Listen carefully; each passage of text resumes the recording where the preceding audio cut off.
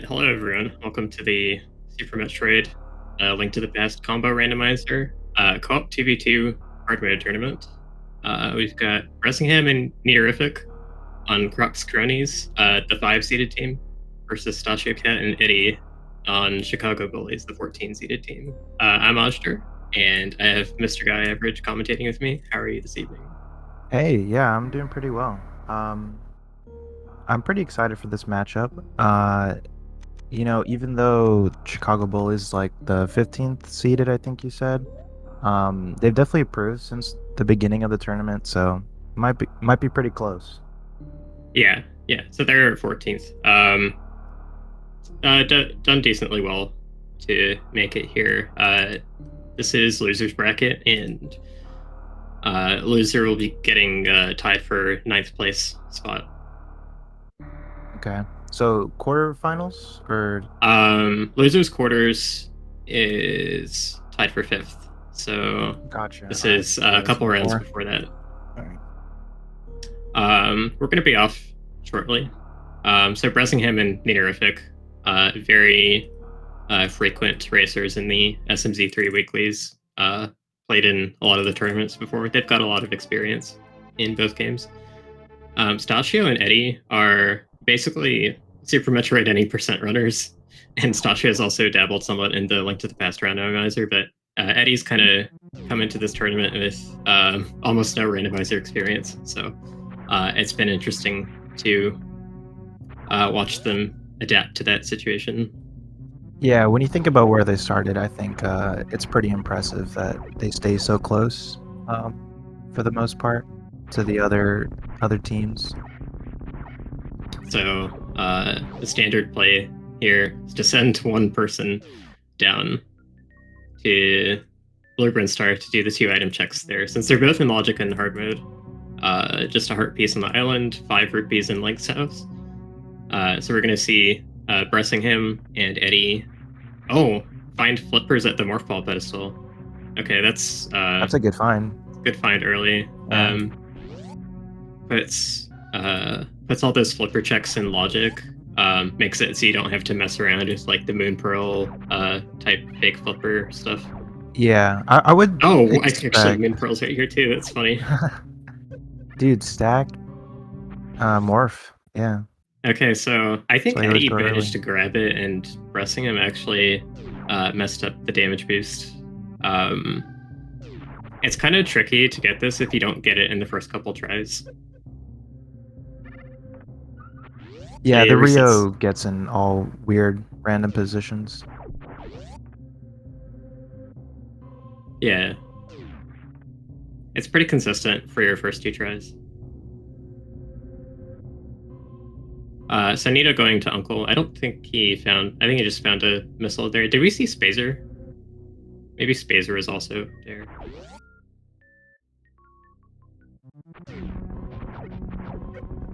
Somewhere. Uncle chest. Okay. Okay, Sanders saying Spazer's in the Yeah. Uncle chest. We have Sanders 316 and Tony T Young doing the tracking for us with 4 players. It's a fairly intensive job. So thanks to them for setting up. Yeah, definitely. Especially in SMZ3 with so many items.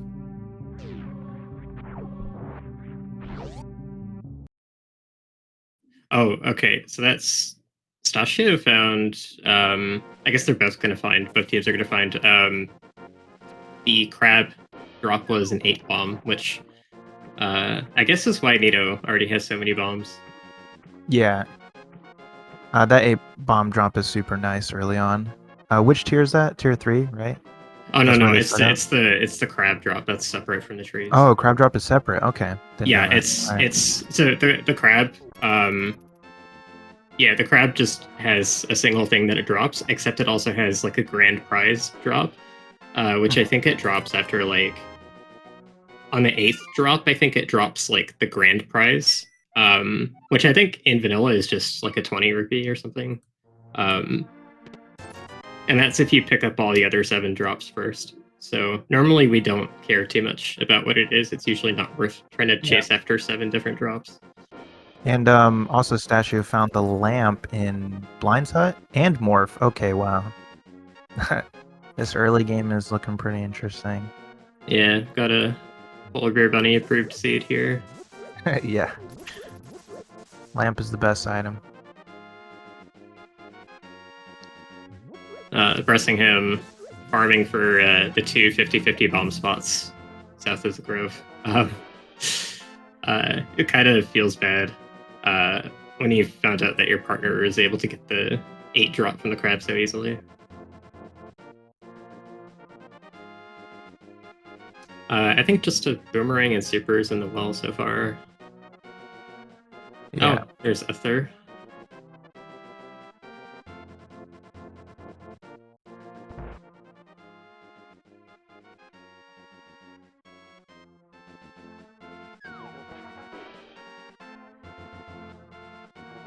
So this divergence in routing, like I see Chicago Bullies, Eddie's gonna go check like Lake Hylia, while Stachio is checking CAC.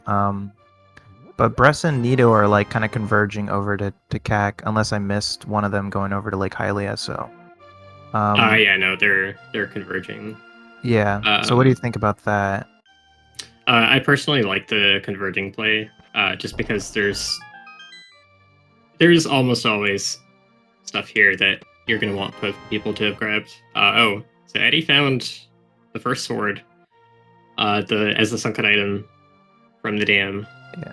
So that's going to make dealing with like early game enemies a lot more manageable. He's got 10 bombs, so the mini Moldrum Cave would have been fine without the sword.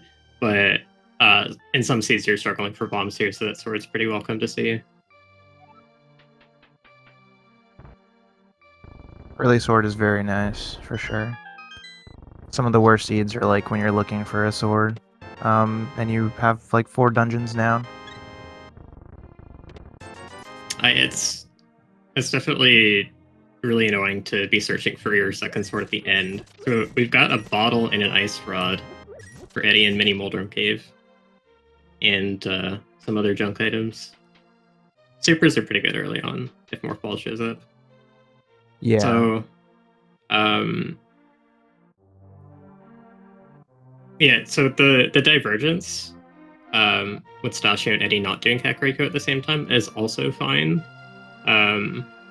Eddie's just gonna have to go back and get the Morph Ball, and I already forgot what else was in Blindside. There's something important there. Lamp. Right. Yeah. So yeah, it's in the same area. Basically, I think so far it's just Morph Ball is the most important. Yeah. So the stuff that's there isn't stuff that is punishing him for going this way. But sometimes it could. Sometimes it's stuff that's like really essential to move on. He's gonna want to get that Morph Ball pretty soon. Right, that makes sense. But like potentially, like maybe when he's about to go do Thieves Town or something, you know, you mirror, grab that Morph Ball. Well, he's gonna want the Morph Ball earlier than that because we probably don't have Dark World access. So like that's the thing in just straight ALTTPR, you'll either find Dark World access or you'll find a way to go kill Aghanim in your first bunch of checks. But in SMZ3, instead of that, we might find Morph Ball, and most of Dark World access will be in SM. So if you find Morph Ball early, it's usually a safe bet to assume that you're not going to get Dark World access for a while. And same thing, if you get Dark World access early, there's a pretty good chance you might not get Morph Ball for a while. There are some seeds where you get both right off the bat, and it's just super open, but usually you get one or the other for a reason. Yeah, that makes sense, yeah. Because, yeah, with Morph Ball, you have so many more locations, so that Dark World access is harder to find, I guess. Yeah, it's just more places for it to be. It doesn't have to be early game anymore. Oh, Stachio found another sword at Aegina. Oh, wow. That's an item that's really easy to isolate, but it looks like Nito's also going in that direction, so both teams will know about it. It usually gets routed into co-op, but in solo it's hard to get to because you have to find a reason to justify walking all this way. But in co-op, you can kind of send one person in this direction and one person to Ice Rod Cave.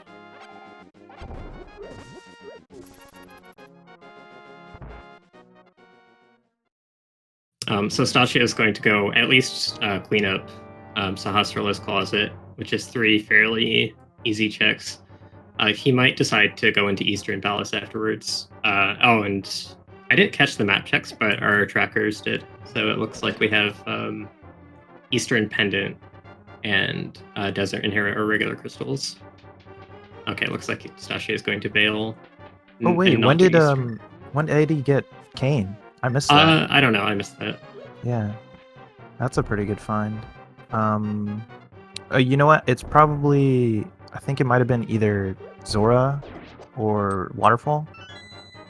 Oh, it was in Saha's closet. So Eddie already had told Stasha that they were there, and he found them first. So I didn't catch that.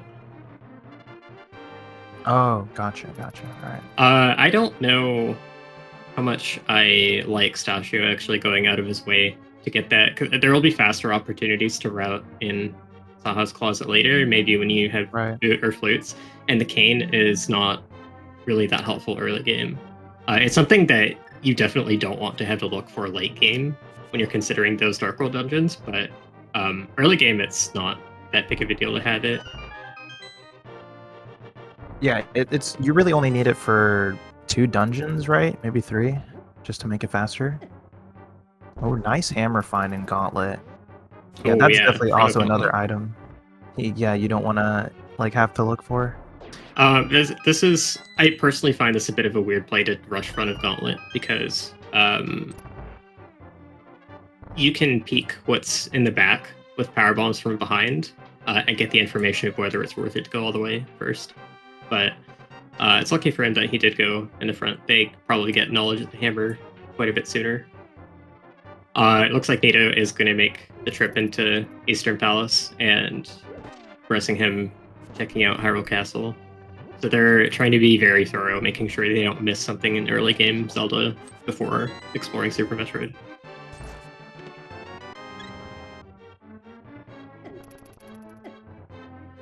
Just a heart container in Zelda Cell. I didn't see what was in the other chests, but Bressingham is death warping, which means he's going to make an attempt at oh, actually he's going to have the lamp, so he can get to Dark Cross in logic, and it'll be perfectly fine to do so.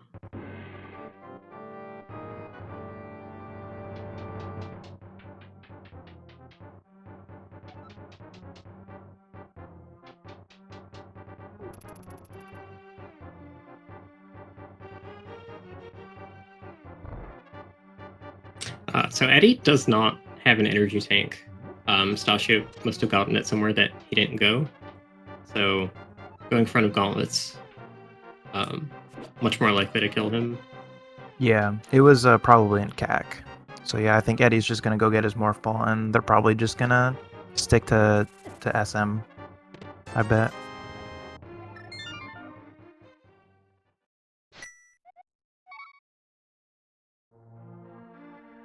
So Stasha found bombs in the back of Brinstar Reserve. Regular Super Metroid Morph Ball bombs. That's a big help with... well, it lets you infinite bomb jump, which opens up a few extra checks here and there. Helps with some movement. But it alleviates the strain on your power bomb count. Makes you less likely to miss checks by running out of power bombs. Yeah, I would say like that's probably the most important part is just conserving power bombs. It's definitely really easy to run out. Trying to like do all these rando checks because so much stuff is blocked behind power bombs.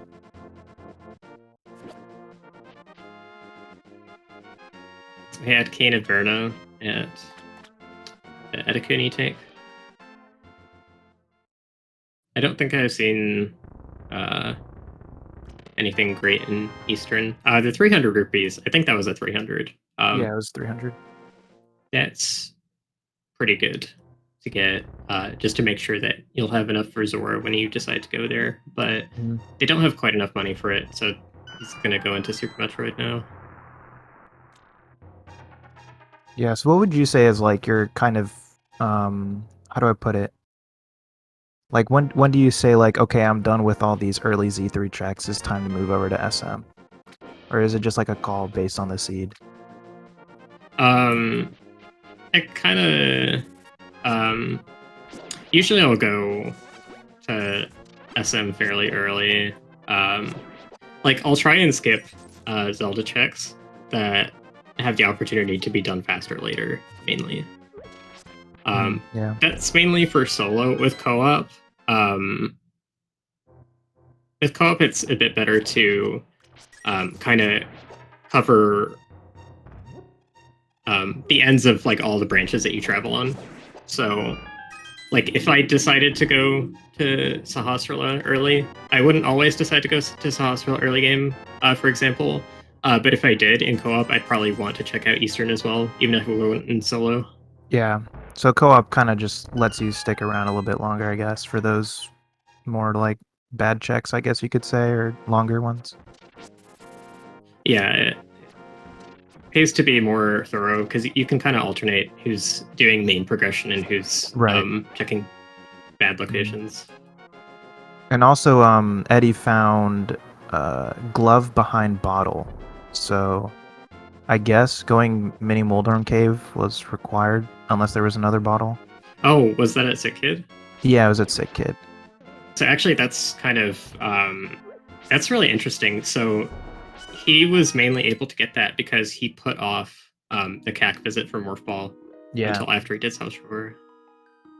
So it worked out pretty well in their favor. Not sure if there was another bottle. I didn't catch it. You know what? That's actually crazy because now Chicago Bullies, between the two of them, they know about the items for Dark World access. Whereas Bressingham and Nito probably don't find that out for a while. Yeah, since both of them are already gone to CAC, they're probably going to put it off for a while. Yeah. So I don't know that. Oh, did Eddie just survive Gauntlet Acid with 1 health? Yeah, I don't know. It's kind of a small screen. I'm not sure if that's 1 health or 0 health. Oh, it is 1 health. 8 health, I mean.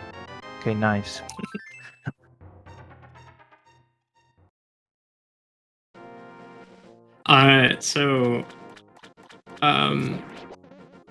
Yeah, it's kind of interesting he decided to go all the way through, because Stasio had checked the back and already knew that there was nothing back there.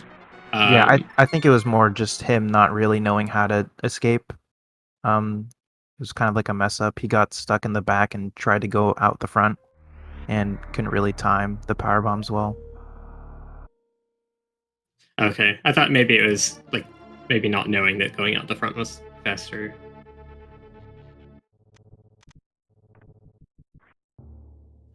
Oh, he's gonna use his last power bomb. I guess he's gonna go back to the ship and refill, which like is kind of another reason that he should have gone. Have they? I guess Stasio didn't check Bomb Teresa for him since Stasio went through the back of Gauntlet directly to Brinstar. Bressingham's gonna go over to the wreck ship. Maybe give the CWJ a couple tries. Maybe just checking the mode item. Okay, yeah, he's just gonna go down to Red Tower instead. Interesting. Yeah, I never thought about that. Just like checking moat, going down Red Tower. Interesting check. Moat can be an awkward location for something really good. If you don't get good items for wreck ship access. So like wreck ship is in logic, with basically nothing because the logic can expect you to do CWJ across the moat. Yeah. But it's not always the best play to do that, because clearing wreck ship on low equipment could be awkward, and also the CWJ is hard to get consistently. Yeah, and then the off chance that something might be at wreck ship reserve, then you have to come back. Bit of a hassle. Eddie going back into Zelda, that's interesting. I guess maybe he might. Yeah, I'm not sure what he's doing. Oh, I guess he is going Dark World. Yeah. He's got the Dark World access components to himself. Yeah, I think in this situation that's pretty good because they don't need two people in SM. Um, they have Dark World access, so you might as well. I like this for him because it is kind of their advantage over the other team. So like I'd say for Stasio and Eddie, this is a pretty Yeah. uphill battle because they're facing two runners that have way more experience with this randomizer than they do. Um, but the way that Eddie routed, um, I could see that as kind of being like an uncommon way to route that like it's fairly reasonable, I think, to assume their opponent might not have the glove, so try and capitalize on what it gives you.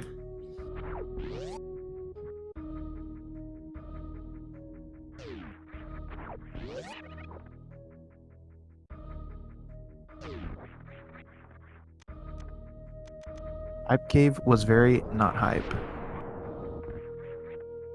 All just missiles.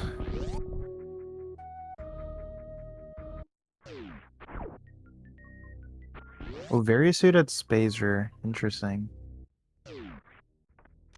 Yeah, so with morph ball bombs available to get through that the gap in that ledge up to Cathedral, basically all of Upper Norfair is available to them now.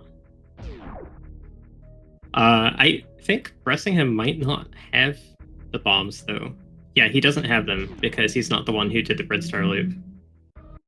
Yeah. But he's gonna get Kraid done in the meantime. Yeah, I was gonna say. Did Nito find the bombs? I assume so, right? Yeah, Nito found them.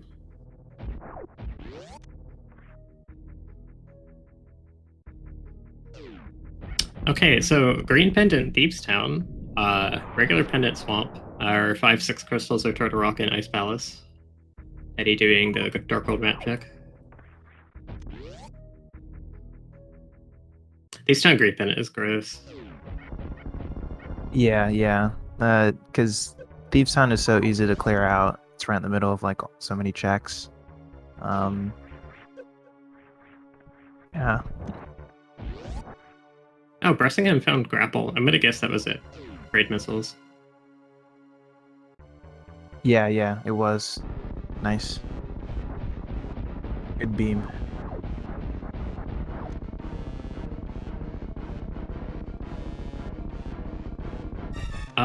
I'm not sure what Eddie's doing. I think he thought he could get to Graveyard Ledge or King's Tomb.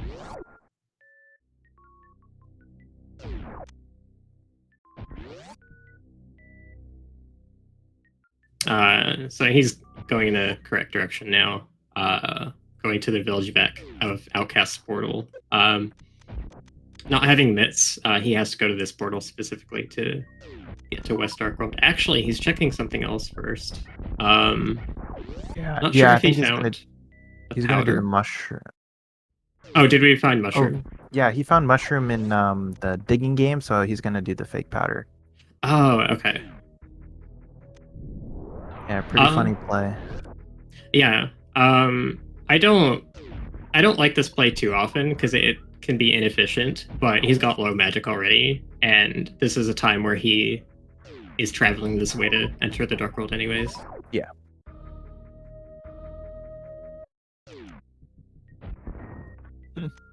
Paid off. Yeah, somewhat literally, not so much figuratively.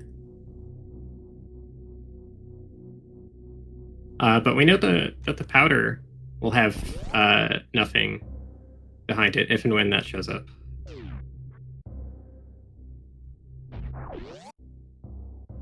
Yeah, that always kind of sucks. Like, could be at GT's tower at this point. So, did I say GT's tower? Ganon's tower, GT. Ganon's tower's tower. It's like if you're playing cross keys and you open it up and it's Tower of Hera. Yeah, that would be funny.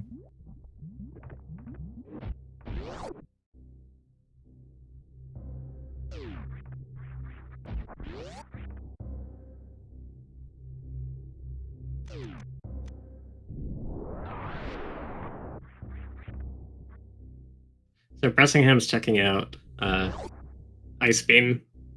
2 checks here that are behind Varia. Oh, that Power Bomb pack is nice since he only has 5. Crumble Tower item is a bit annoying to get, but he gets the crumble jumps really nicely. It doesn't have issues falling down the tower.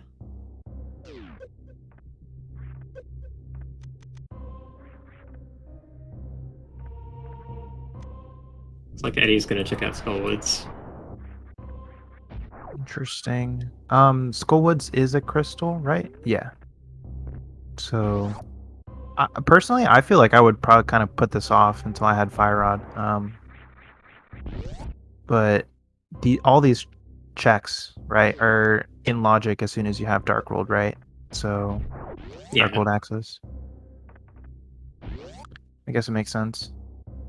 A lot of people do the Skullwoods checks right away. Like if you don't do them right away when you get into Dark World, it can be hard to route them back in at a later time if Fire Rod doesn't show up. So a lot of people will get these out of the way fairly early. So if you decide that you're not going to do that, then it's a bit more of a risk. You're leaving something that somebody else has found. But it is also a decent time save to not come here until you have Fire Rod.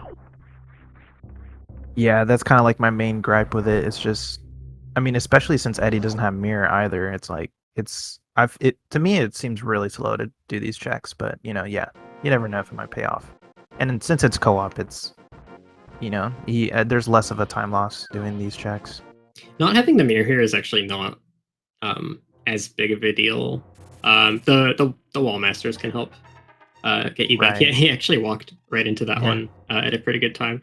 So it looks like he is stealing the key to take back and use the front area. Oh, that's a good move. Actually, I've never seen that before. Although he's dropping down the hole here, which is it's not great to do both of those things, in my opinion. So one of the things we have is we've got from version 29 of Link to the Past, which this was originally based on, the pinball room is always going to be a small key to kind of prevent being stuck in that room and forced to save and quit.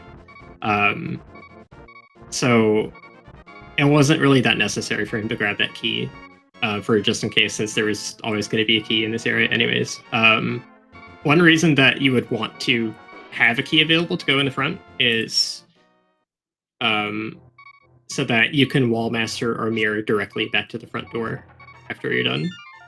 But since he dropped down the left hole and also went over and stole the key, it was kind of worst of both worlds for that decision. Yeah, I would expect if you stole a key to go back into like the main entrance of the front side, where the big chest is.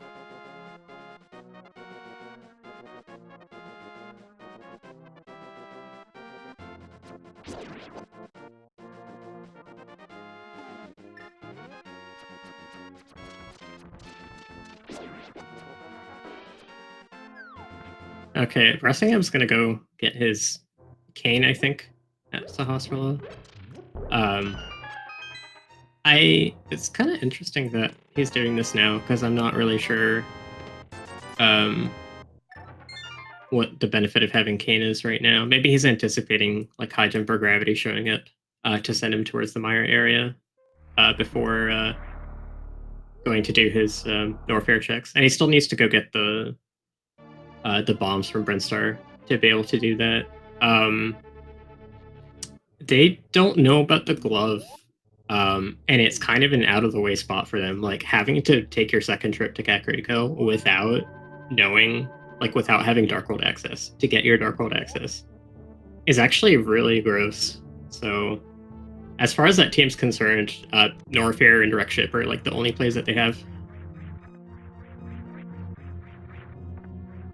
Yeah, I assume he just did that extra Samaria check, kind of like, I guess you could say, on the way, because he was going to save and quit to get back to the ship. Yeah, it's kind of not really on the way, though. Because Nito already cleaned out Eastern. There's nothing Bressingham's accomplishing on that path. Yeah. in addition to getting the cane, and he could have done it faster later. So, but he's gonna get his hammer in the front of Gauntlet, which is something that he may need soon. Doing some of this stuff is kind of killing time doing stuff that you need to do while your partner searches unexplored stuff.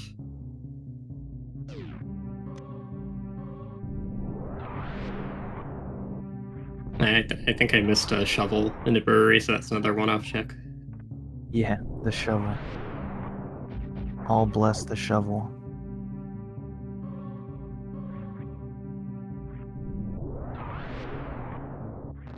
So yeah, I expected Stasio actually, the way he routed SM to go up into wreck ship, but instead he went down red tower. I guess at that point though he didn't have grapple beam, so it makes a little bit more sense. So yeah, he's probably gonna find all the same items Breast did, kind of get nowhere. So either progression is gonna be in wreck ship or dark world, and there's a lot of dark world checks that they haven't done yet. So there's I guess also maybe not Upper a lot, Norfair, but- and Stasio does have the bombs to bomb jump up to Cathedral. Oh, gotcha. Right. Okay. Breast didn't have bombs. That makes sense. Okay. Yeah. Yeah, so Bressingham is going to get them now. It's actually going to suck for that team a lot, making this detour over to bombs if something good is in Dark World for Stasio and Eddie, because, oh, there's the space jump. Space jump, yeah. Eddie actually also found Charge Beam in Thieves Town. So front of Pendant Thieves, Wow. paying off pretty good. It's a common play, but like a lot of good stuff in the front of Pendant Thieves makes you really not want to do the back generally. So Yeah. It's always a good joke. It's Pendant Thieves. I mean, I feel like something's always going to be in Thieves though, right? It's kind of how these seeds play out. he's pausing a lot, which like just from their communication style or lack thereof sometimes. I think he's like asking Stasio whether he should continue and do the rest of Thieves Town or not. Probably exactly what he asked. But yeah, the space jet being available means that the kind of detour that Bressingham's taking for the bombs isn't quite necessary. Actually, I didn't really see what was down here at Edacoon's. I know there was the blue cane, but it kind of feels like Bressingham is picking up a lot of stuff that's not quite necessary for him to pick up that they already know is here. So it's actually a fair bit of time that Croc's Cronies are going to lose that they could have saved. I mean, like, it's understandable. He thinks he needs the bombs because they don't know about Dark World access, but it's actually giving Stasio and Eddie a really good advantage. Oh yeah, also that was another check I forgot. It's like you have some Death Mountains. I think Nito did that pretty early though, right? I feel like someone else did. Yeah, there's not a lot they can do on Death Mountain because, like, so you need Hookshot to cross the bridge, or you need Mirror and Hammer to take the top path. So, like, basically all they can do is just walk up, check inside Spec Rock, and see the item on top of it. That's it. But Upper Norfair, Norfair could have stuff. Stasio had access to it anyways because he, the way he routed, he's the one who got the bombs. So it's like actually just unfortunate for Bressingham and Nito which person got the bombs, I think. Yeah, so the other Mitz is behind Mirror on Spectacle Rock. Oh, really? Yeah. That's really interesting. If Mirror is in Dark World, that's really, really bad for Bressingham and Nito.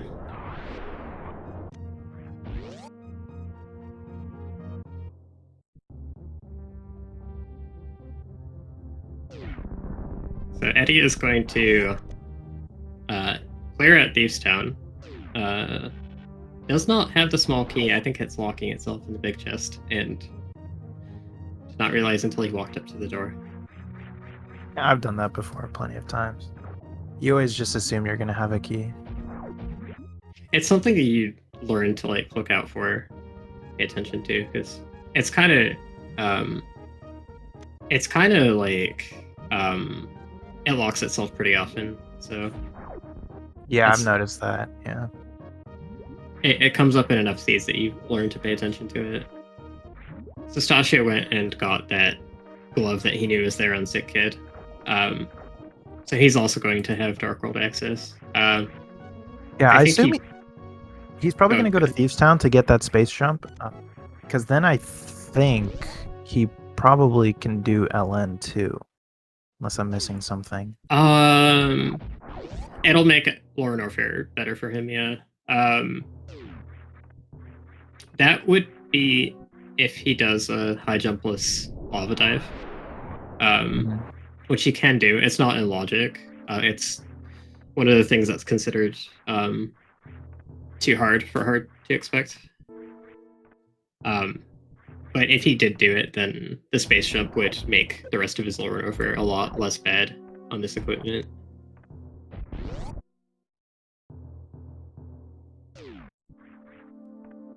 Eddie looks a little bit lost. I think he knows what Stasio is going to do, but doesn't know what he should do.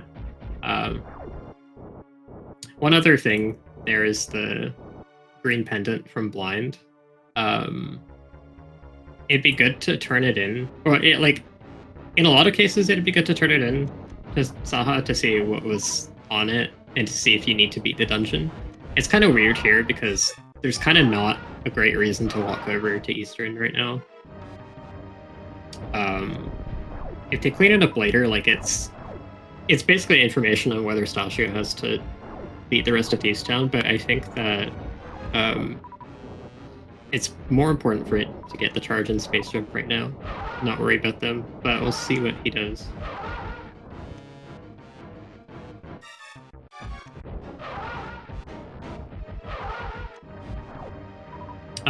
Nito's going to be the first one to check the Bubble Mountain area, though.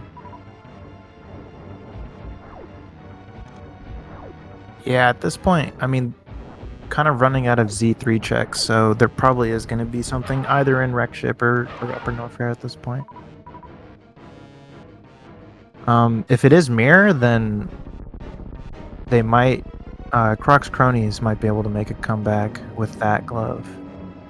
I assume Nito at least had to have checked it out because he went up to Death Mountain for that old man check. Yeah, I didn't see him do that, but I would assume so. That's usually the thing people do, is walk up and check those two things. Yeah, so Mirror could bail them out.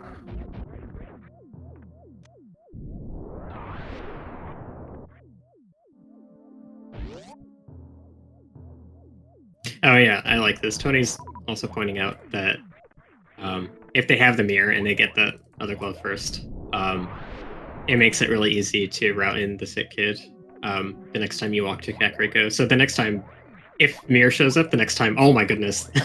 There's Mirror. Okay, that's really good for Croc's Cronies. Yeah. So yeah, the next time that they walk to Kakariko, they'll just be able to end up getting mitts as well, which then they'll have the glove advantage over Stasio and Eddie. So yeah, that's the issue now. I think, what was I gonna say? I already forgot. Yeah, I don't know. Whatever. I forget what I'm gonna say on comms all the time. Yeah. Trying to watch and talk at the same time. It's really annoying because I'll remember it 2 or 3 minutes later. It's not relevant anymore. Yeah.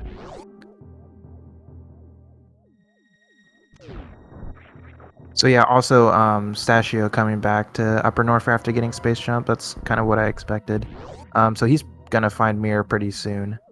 And he actually knows where both gloves are. Oh yeah, that's true. Yeah, so it's not going to be bad. It's not going to be bad for him and Eddie. They're just not going to quite have that advantage anymore. Yeah. Now, yeah, the gap's closed a little bit now. Oh, now I remember what I said. So it's hopefully, yeah, Croc's Cronies doesn't forget that they have that Sick Kid check. Because I feel like that's pretty easy to forget. They got the bottles so early on. Yeah, honestly, I forget that check quite a bit. When it's like routing it later, mid game, late game. Yeah. I'm Easy like, to do in the beginning. you know, these kinds of mistakes though, like if there's something easily forgotten, generally you'll remember it at least like more than 50% of the time. So odds are still that you're fine, but could be an issue.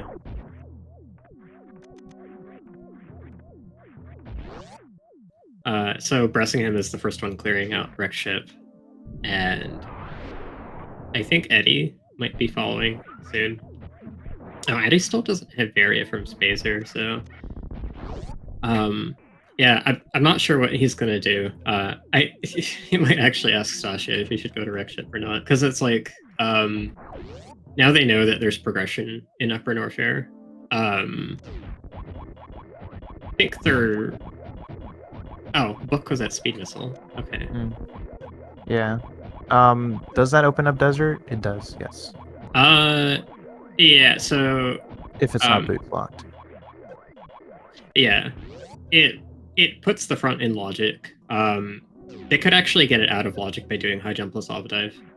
With so few tanks, I actually really wouldn't consider doing that, though.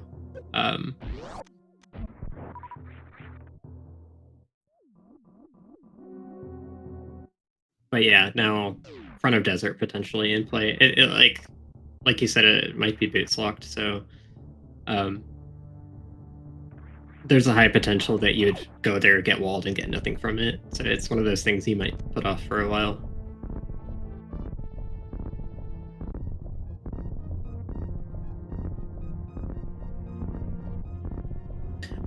Is Eddie having trouble crossing the ocean with space jump? Since he's so used to doing it without. Yeah, without, yeah. He went to go check the ocean item first, though. So. Is that what the? I actually thought he just fell. I might have. That's what I thought too.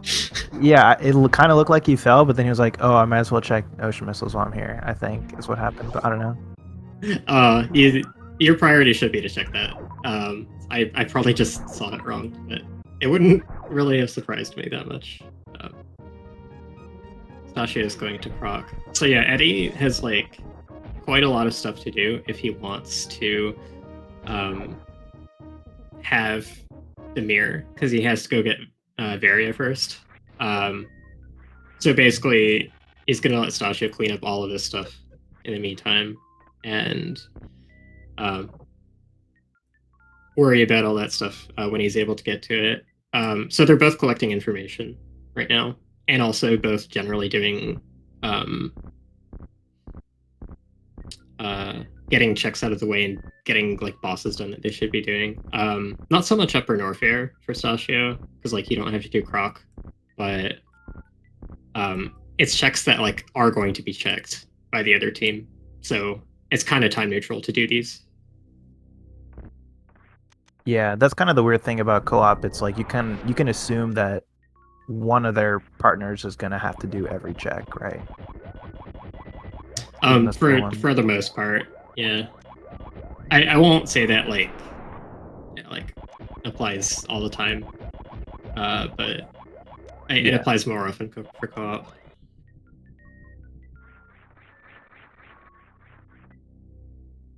I don't think Cronies did Croc actually. I think Nito checked Upper Norfair. He found Mirror and then he just dipped.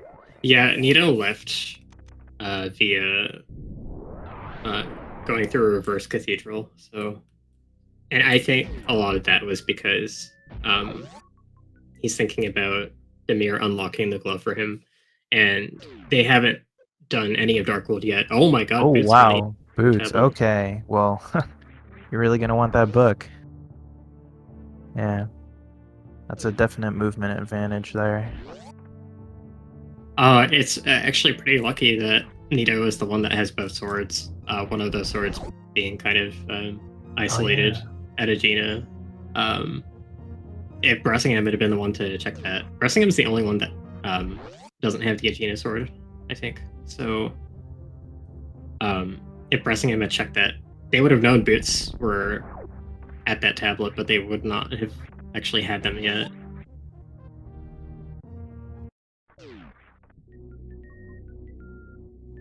Not having boots right away is not hurting Stasio and Eddie for as long as they're in Super Metroid, at least. Yeah, I just feel like with Z3 usually being the longer game, you probably want those boots just for the movement towards the end. But Oh I yeah. actually don't really know how much time it's gonna save overall. It is. It's really hard to give specific figures because the game varies so much. Like when you get the boots and um, when you like I don't know how late did you get them? How much later did your opponent get to them? What things have you done and what haven't you done What when you get dungeons do it? you have to do? Yeah.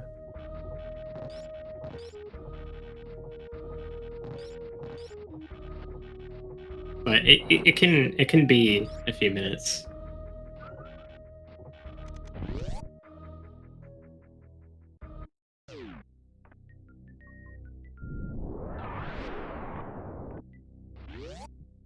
It kind of depends on your execution as well. I would say Super Metroid is like that with the speed booster, and in uh, SM Rando by itself, that's very true. But since you don't spend nearly as much time in Super Metroid in this game, and like Link to the Past gives you ways to warp around the Super Metroid map, if someone is like late to speed booster, it matters a lot less. Yeah, yeah. The warps definitely play a big role.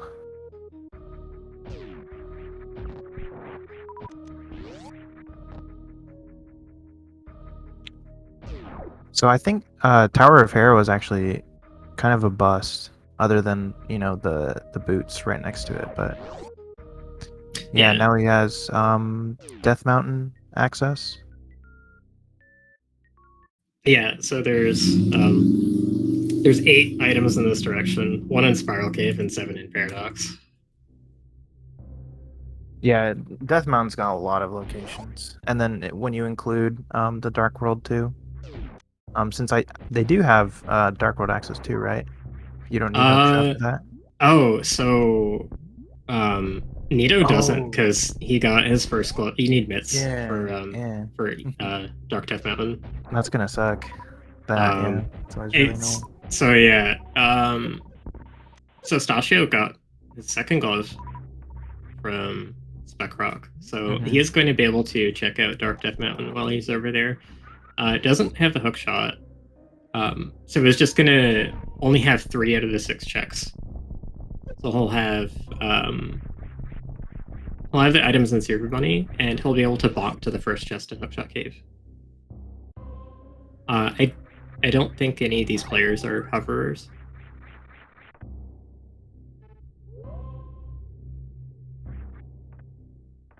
That's always annoying when something's in the hookshot bonk chest. Yeah, it's at least good if you had boots on your first trip. Yeah. Across this way, because like what's really bad is if you get boots late and then you still don't have hookshot and you have to make the decision to go back for that one chest you couldn't get.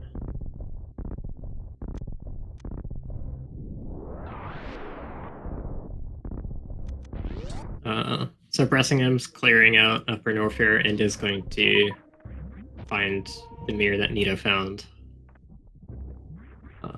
Eddie's finishing up Wrecked Ship. So Nito's doing Paradox Cave. Got high jump out of it so far, and he did the top part of it too. Stasha is basically following him right now and is not far behind. But yeah, Stasha will be able to do half of Dark Death Mountain as well.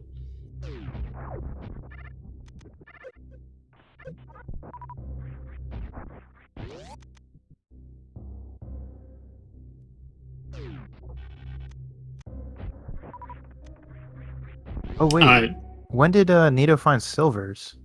Apparently, he has silvers now. They were probably in Paradox Cave.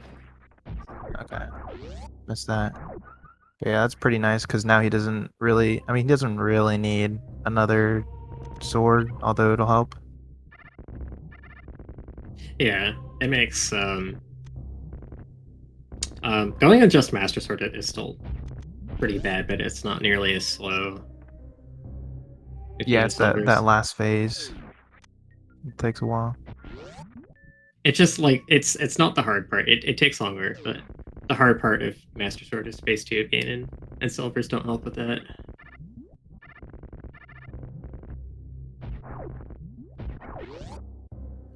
So since Nito got high jump, how do you feel about Foreign Warfare on the kind of equipment that they've got right now? Oh well, for Croc's Cronies, I don't know. It's kind of a well, it opens up Mire, right, without having to have mitts. So since they have mirror, I feel like that's helps them out quite a lot.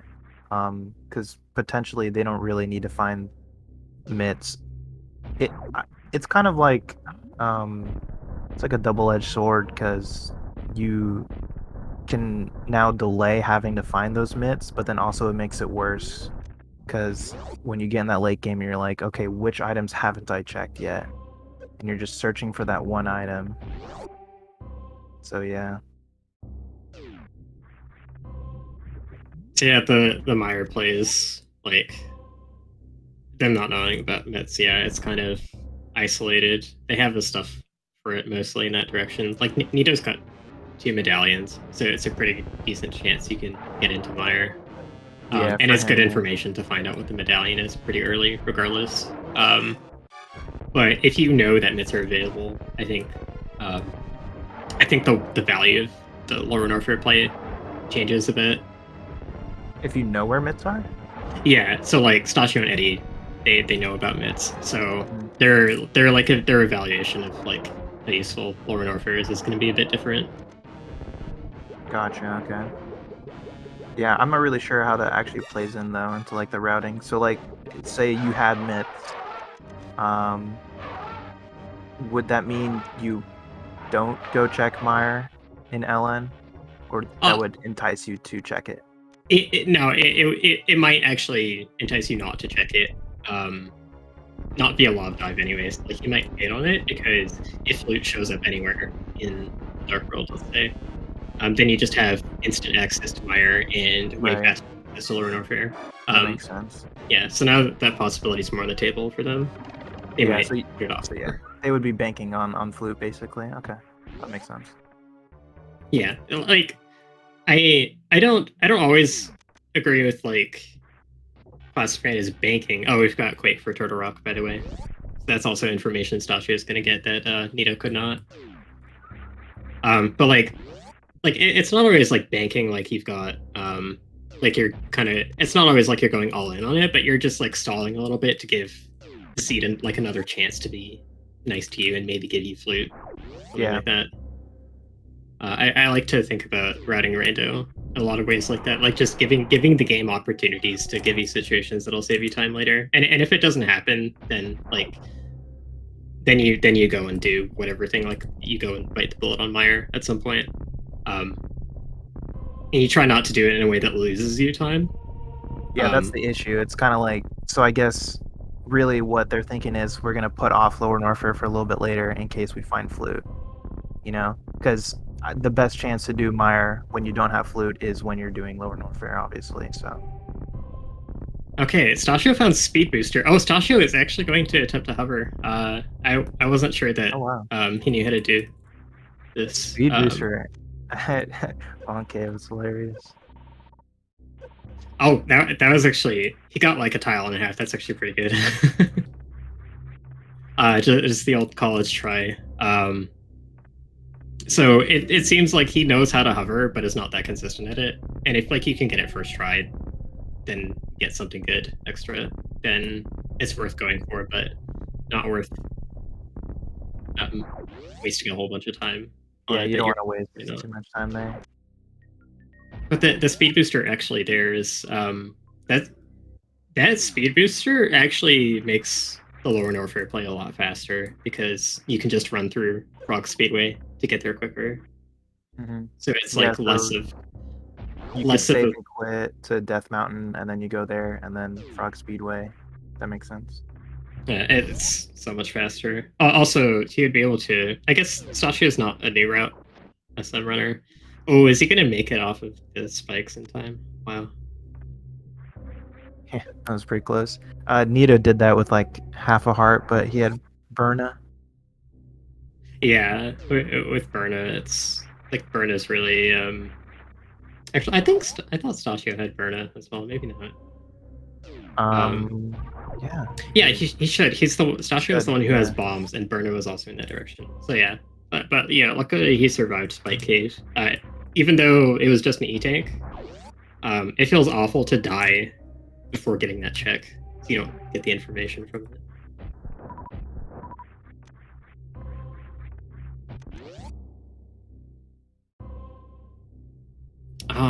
So I guess actually mitts are not opening up that much. There's still the Smith chain. I don't think we've seen the Smith chain. And oh yeah, because Stasio is the only one that would have been able to do it. I guess Stasio is going to do some of the speed booster checks right now. There's only a couple of them. There's the climb supers here, which you can actually peek without it anyways. There's waterway. There's a couple things that, oh my god, Bombos is actually Bombos. pretty crazy right now. That opens up Ice Palace for Stasio. Yeah. I don't think anyone checked Turtle Rock yet. Or did Stasio check what was on there? I think so, right? He must have. Sorry, which? The Turtle Rock medallion? Yeah, Turtle Rock medallion. Yeah, he checked it. It was Quake.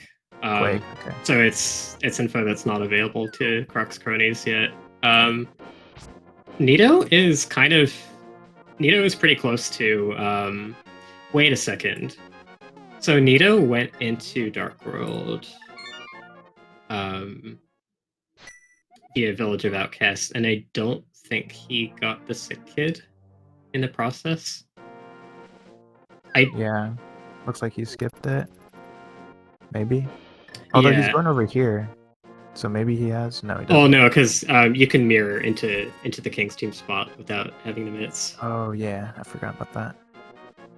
Yeah, so I'm assuming that like our trackers didn't miss it or anything. Yeah, he's just got the regular gloves, so he did not get the sick kid check in. It's pretty easy to forget. It's also like maybe a little bit faster to kind of mirror into it. Like the thing is like it's a little bit faster to mirror to the sick kid check from the village when you go to it, but you can also walk over to it and go pick it up before going into the portal at all. So I guess maybe like he probably didn't forget it. He's probably planning on mirroring to it when he's a bit closer to it. But yeah, we'll have to make sure that he does that so he gets his mitts. Yeah, I feel like the only issue is Thievestown being pendant. You know, that's even more kind of like enabling you to put it off, and like I feel like the more you put it off, the easier it is to forget it. Yeah, the incentive to like not do village is a lot more prevalent in SMZ3 because you've got like an entire other game you could do instead of like going anywhere near Pendant Thievestown. And ALTTPR, you're probably still going there and at least doing the front. Mm-hmm. But yeah. Oh, and Nito save and quit out of, I think it was King's Tomb. So yeah, he got a wave beam from it. Right. I didn't see why he would save and quit though. Instead of just going right back to the Dark World. That's kind of weird. Oh yeah, that is kind of weird. Yeah. He's still not going to Sick Kid, so hopefully that he... Oh, he did Back of Escape. He chained Back of Escape into that. That's... Okay, that's interesting. I don't think I see people do that too often.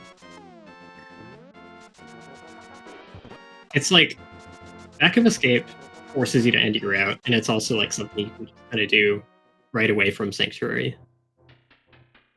So I don't see it done from the Dark World that often.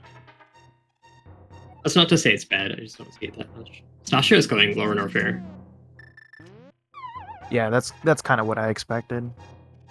Um, and like you said, with having that speed, it just entices you more to go here. The lower Norfair equipment setup that we were looking at before was like 1 or 2 tanks and no high jump and maybe space jump. Uh, but now it's looking a lot better. 40 super, so you know Ridley isn't a problem at all.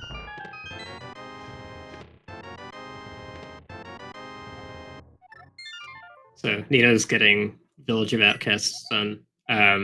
Hopefully he mirrors. He's right next to Sick Kid, basically, would be the ideal time, and he's not mirroring to it, so I'm a little worried. Bressingham might remember.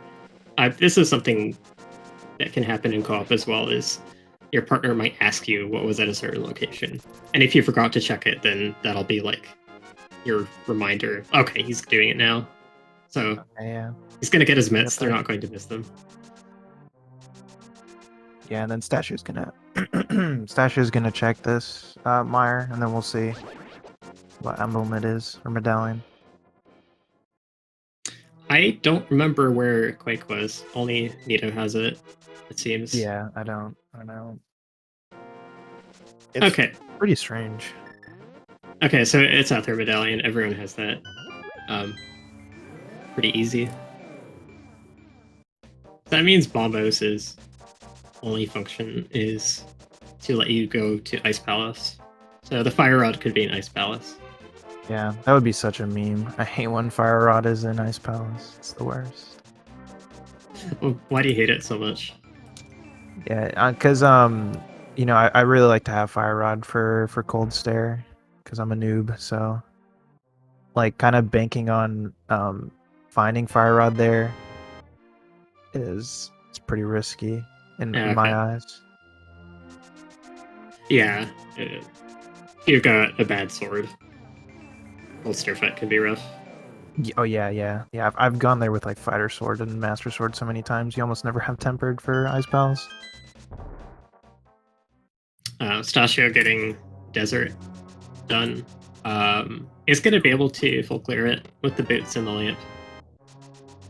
So it's good that nobody really got baited by the book in this direction earlier. So Bressingham getting his really good stuff in Thieves Town. The first one on his team to get this stuff, so if he didn't find anything in here, then I expect Nito would just have not gone in here at all. Interested to see if he's going to actually clear it.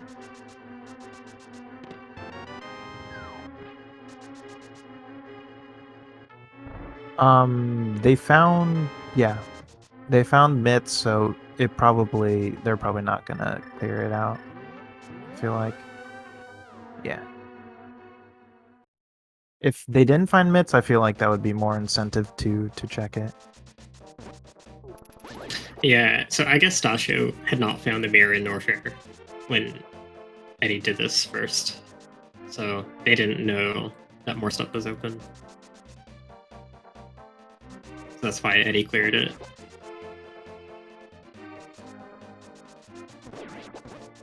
So Nito's doing the Smith chain, which luckily they do have the mirror for this. So it's not awful to do. Yeah, I've kind of been like airheaded a few times and forget I don't have mirror and try to check Smith chain, and you're like, oh, I have to save and quit now. Loses so much time. Eddie is like, so Eddie's doing the coffee break strat, being inside of that peg. He's barely inside it, so I actually didn't think he had iframes at first. But he does. He's fine. Nice coffee break.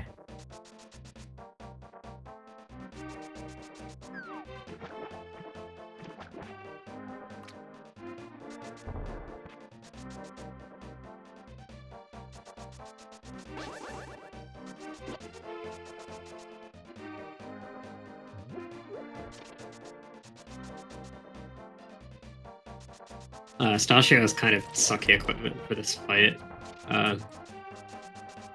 The Master Sword spins do extra damage, which is good, but it's still not great damage.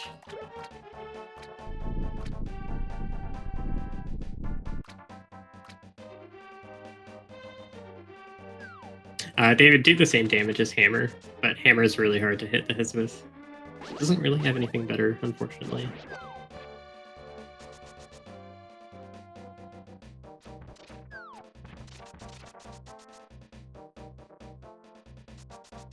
Does anyone remember where Quake was? I do not remember. I think I already asked this and probably didn't see the answer. Oh, it's an Eastern. Oof. That's not great. That is. Oh wow. I forgot something. Yeah. Interesting was in there. Yeah, Chicago Bullies hasn't done Eastern, and it's a pendant, right? So it's like that's really rough. Yeah, it's a pendant. It's a pendant Eastern is really weird. With Crystal Eastern, it's like, oh well, you know, hopefully you just find the bow somewhere, and then that incentivizes you to do it. But okay, pressing him, finding a sword on the pyramid. Yeah. Third sword for him. That's really good. It's basically the sword that you most want to have. Yeah, they're set on swords now. So yeah, Brest is probably gonna check, or he's gonna do pod and then probably get his Quake there too. Mirror into Eastern. So see, like this is oh, is Eddie gonna hover too? Oh jeez, didn't know they knew how to do this. So this is actually a time where Bressingham mirrored in front of Eastern with Kiki before just before the trigger to open pod. I think he did that by accident. Mirroring makes Kiki go away, so now he has to go get him again.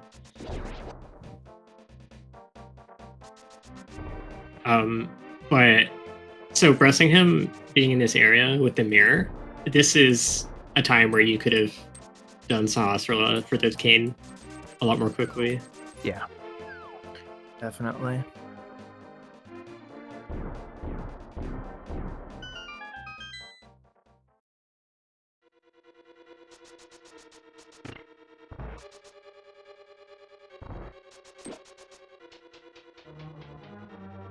So this is pretty interesting. Bressingham's the first one into pod. Stasio is the first one into Meyer. Finds another bottle, which don't really need that much right now, but Eddie and Nito are kind of Eddie is like really trying for these hovers. I wonder how much he's practiced them. Oh, that's bad, Stasio. Pushed the block into a position where he's not going to be able to reach the torch. Luckily it was early, so he could fix it right away.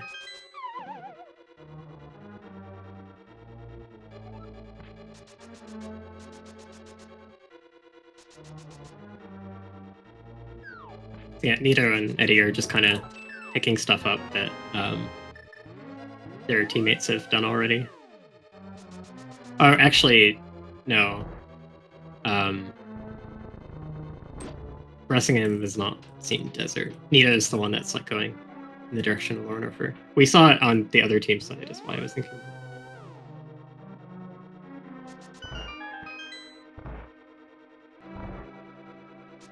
Yeah, so I guess what items are they looking for now?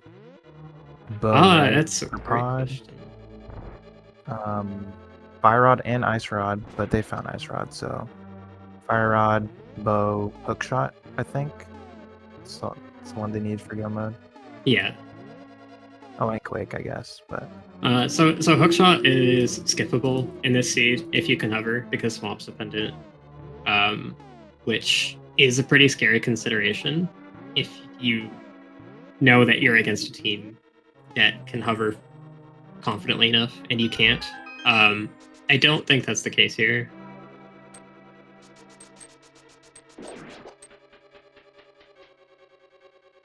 Yeah, and then there's like the added worry that if you know, you don't find hookshot. So say you're not gonna hover, hookshot could be in GT, and then you're just stuck trying to look everywhere for it, and you waste so much time. Although Eddie since it's got double co-op, dead rocked here. yeah, it sucks. What did you say? Since it's co-op, it probably doesn't. It's not as bad because you can send someone into GT to scope it out to see if hookshot is there, while the other person is looking for it in other places. Yeah. There's not that many spots hookshot can be in GT, and it depends a lot on key logic because the left side, the only chest that's in logic with the hookshot, or without the hookshot, is the map chest. And that one requires, the map chest requires that every single key be available. Interesting. Okay. If there are any keys, like if the big keys in the map chest or if the hookshot's in the map chest, then all of the remaining keys have to also be behind the big key or like whatever's in there, to prevent so that the game prevents you from locking yourself out of the map chest, basically. Key logic is kind of weird, but okay, that makes sense. It's like set up to make sure that you do. It's set up to make sure that you can still beat the seed even if you use your keys in the worst way possible, and you can deduce some things from knowing the rules behind it. Key logic plays a lot into how people route the front of pod generally, because there has to be at least 4 keys in the front. But yeah, we were talking about the hookshot. So yeah, Ice Palace also has some tells. Ice Palace key logic is actually pretty complicated, but the key layout can tell you whether the game expected you to use the hookshot to cross to the right side or not. And so if you logically need hookshot to beat Ice Palace, then that's another indicator that it couldn't be in Ganon's Tower. Yeah, that makes sense. You would have to go into Ice Palace first, though. I assume you could still beat it, though, even if it's in logic. Because of Icebreaker. Yeah, Icebreaker and Ice Palace bomb jump. Like, basically, Ice Palace logic doesn't matter at all for like whether you can beat it. Logically, hookshot and Samaria can be required, but you'll always have techniques at your disposal to beat the dungeon without either of those things. So it just basically matters if those are the items you're still looking for. So like, it's also good to know like if you're looking for one of those items, and Ice Palace is one of the 5-6 crystals, which it actually is this seed. It'd be important to be able to figure that out to decide if you should look for your hookshot in Pyramid Fairy or your Samari in Pyramid Fairy. Stasio having a really lengthy battle with Vitreous, not having the bow to take it down quickly. Yeah, that sucks. It's a really dangerous fight. He burned through his cape magic pretty quickly. So he was doing dashes with it, which is kind of more what you want to do with Burna and Tempered. But if you have the cape, it's actually better to just swing your sword, because swinging your sword actually makes the cape use magic less quickly, because it doesn't use magic while you're in the middle of an action.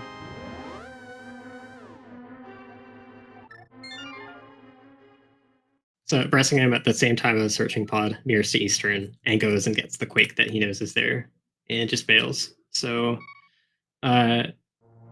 first chest of Turtle Rock is on the table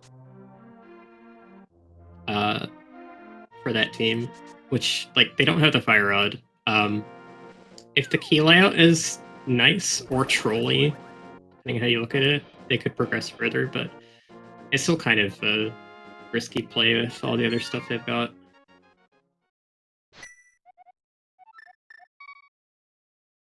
I cannot remember where Stasio found Balmos. That Balmos is I don't think the other team has it, and that's unlocking Ice Palace for him. Yeah. I'm trying to remember too. Just don't remember.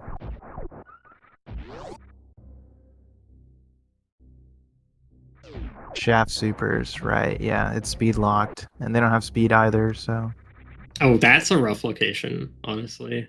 Yeah, so Bressingham and Nito don't have speed because it was in Dark Death Mountain, and they got their first glove on Death Mountain, so they couldn't check that. Oh, so wait. So, So actually, I don't think Bressingham knows for sure that he needs Quake. I don't think they have the medallion information. I think he got it just in case, because that gives him 2 medallions.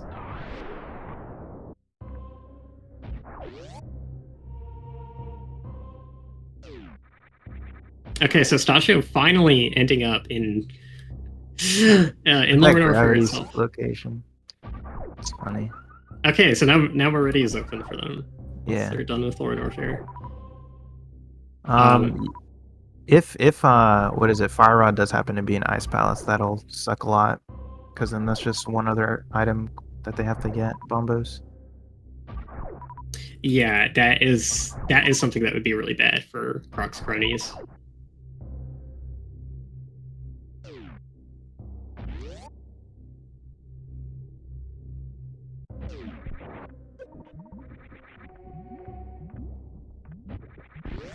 Yeah, also, like Nate is saying in chat, if Hookshot is an Ice Palace. Hookshot is like the thing that would incentivize Croc's Cronies to go back to Dark Death Mountain to check Hookshot Cave. Okay. So like finding Hookshot somewhere would bail them out of this situation if Bombus is required. So the only way for Hookshot to be Bombos locked is it being an Ice Palace, though, right? So yeah. Yes, because we know the 2 medallion dungeons are not Bombos. Yeah. Yeah, when you take that into consideration, it's like, yeah, I feel like in this situation, I probably would just try and go for Ice Palace as soon as possible, because you have that advantage after finding speed and you found Bombos and Shaft Supers.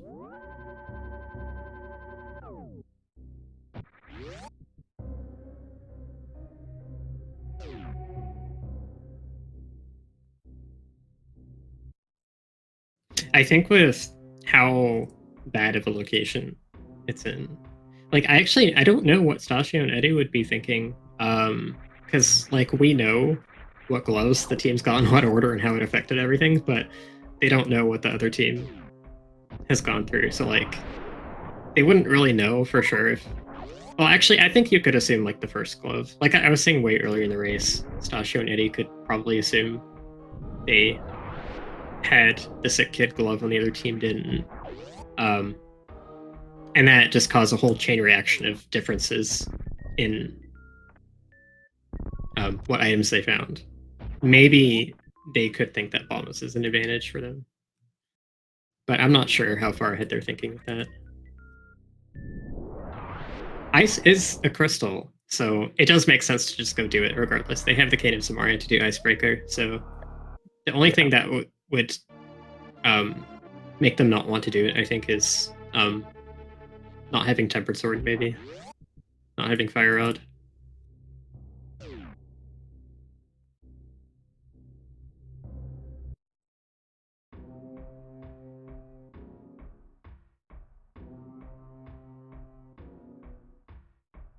Oh well, yeah. There's Eddie doing Ice Palace right now. So.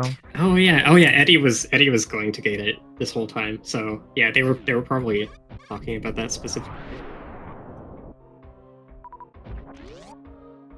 I was fixated on like Stasio being the one to do it for some reason because he was the one. Me too. Yeah, me too. Yeah, I was like, Stasio's gonna go do it, but yeah. He's gonna have to go through Lower North first, and we're gonna have to wait a while. No. Yeah. This is good use of co-op information though. Like. Oh yeah, definitely. This is good routing. Yeah. They've had previous races where they were like not communicating well, but I think they're doing a pretty good job of it this race.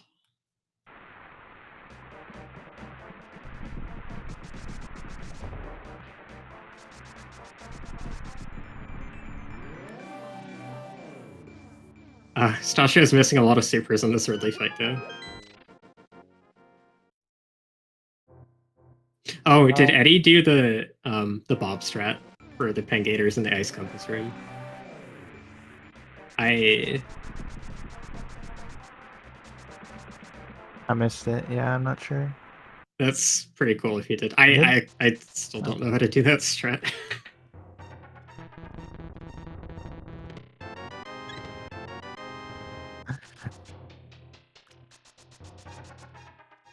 Cool, yeah. That tempered sword is kind of interesting because I don't know. For me, at least, I would be more hesitant to try and clear dungeons, just because of your damage output. I don't know how they consider it though, having Master Sword. Yeah.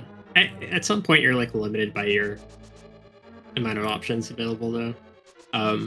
There are times when like it's okay to do the same thing as your partner, but there are also times when like one person really should be finding information and trying to progress the seed.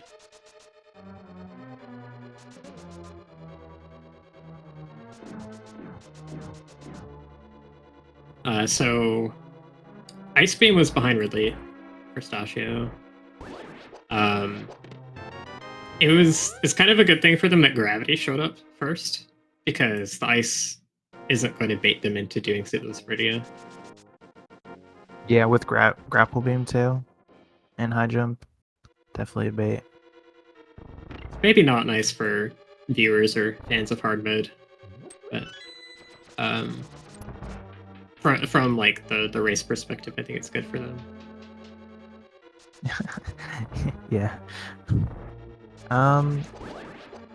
Yeah, so also that ice beam kind of interesting for Croc's Cronies too, because then that gives them like inner Meridia access. So if something did happen to be Bombos locked, that would suck even more because they would be like drifting further and further away from Speed Booster. Pyrod and Ice Palace Big Chest. Oh wow. That's such a funny location. I like this seed.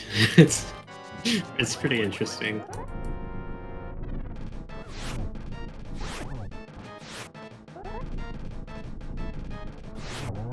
Wow, okay, yeah. I mean, so yeah, they're gonna have to find Speed Booster. Get that Bombos. Okay, so Anastasio found another sword at the end of Lorinor Fair. I see, okay. Yeah, so that's all 4 swords. Which like kind of sucks for Eddie, but that fire out is a very good find. Oh my god, that's like really ridiculous for it's really good for them. It's pretty bad for Croc's Cronies. Unless Hookshot somehow shows up. But I'm not sure what checks we haven't seen yet that are on this path. Yeah. So at this point they're just looking for bow and hook shot now. So yeah, that hook shot's the last thing. Croc's Cronies maybe know how to Molder and Bounce. I'm not sure. That'd be an alternative to hovering. I'm not like completely up to date with what tricks everyone knows.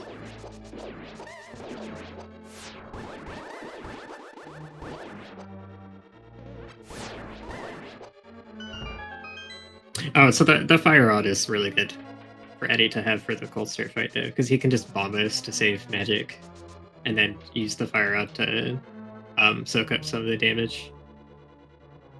It's gonna do way more damage than the Master Sword will. Yep.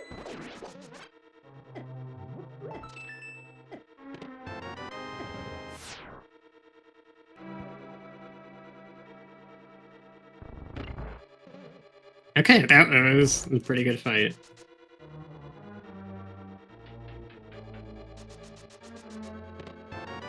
Nice. Are we up to date on the dungeons on the tracker? I have no reason to think that we aren't. Okay, yeah, because I'm just looking at what dungeons they have left.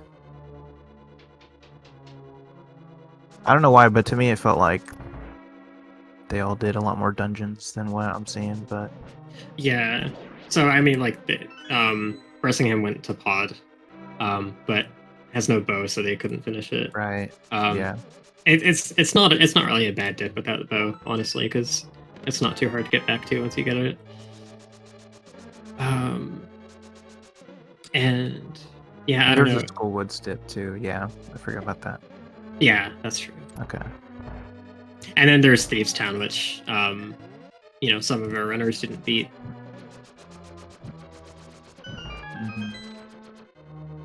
Um,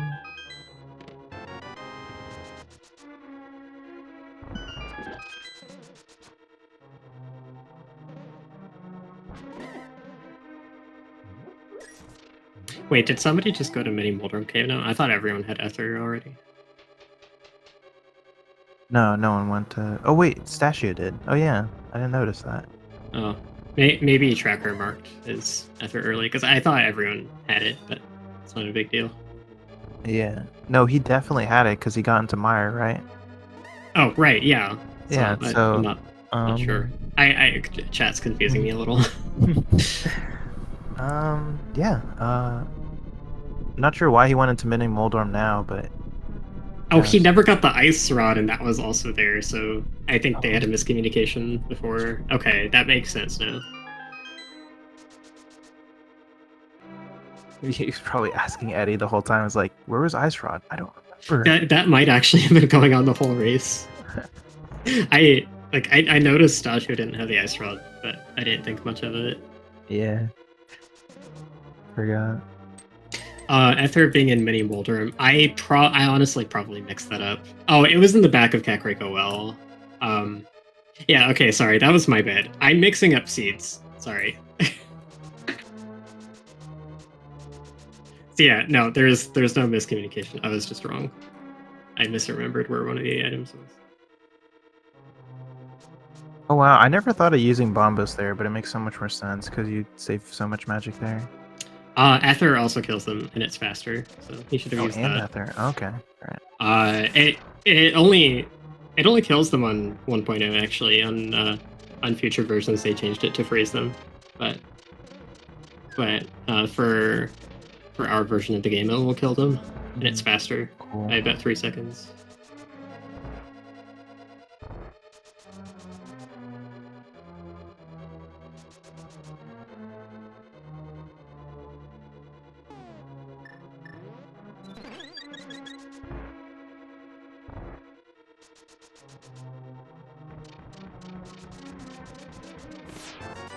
Oh, Cordy's pointing out Eddie still doesn't have boots, and I think that's a mistake.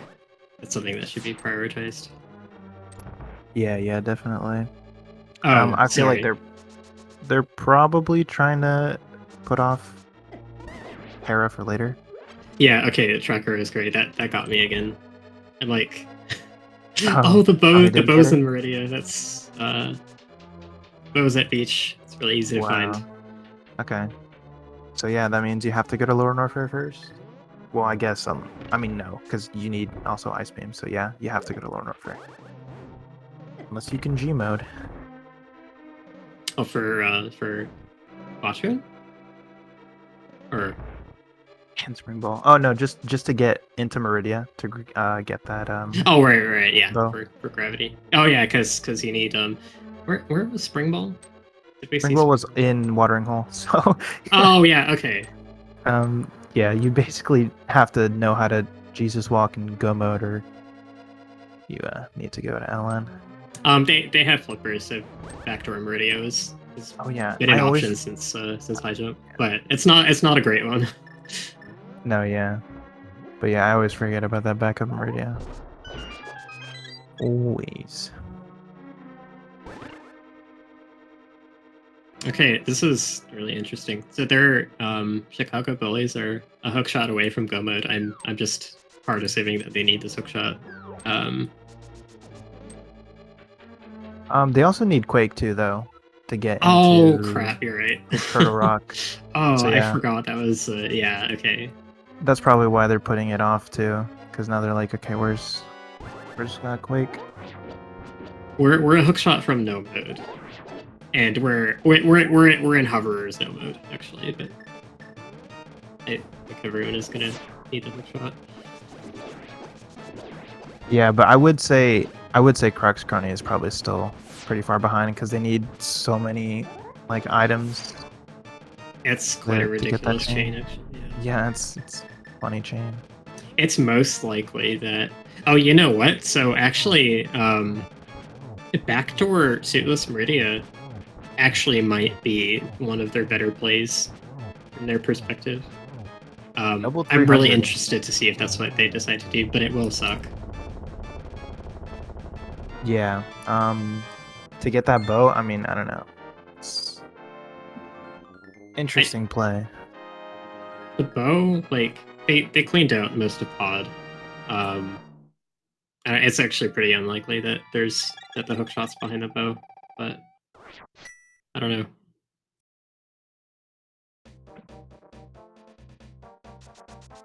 Yeah. Did they find every item in Eastern? It would be really funny if hookshot happened to be in Eastern, like on the boss. Something Yeah, like I don't that. know. That'd be ridiculous.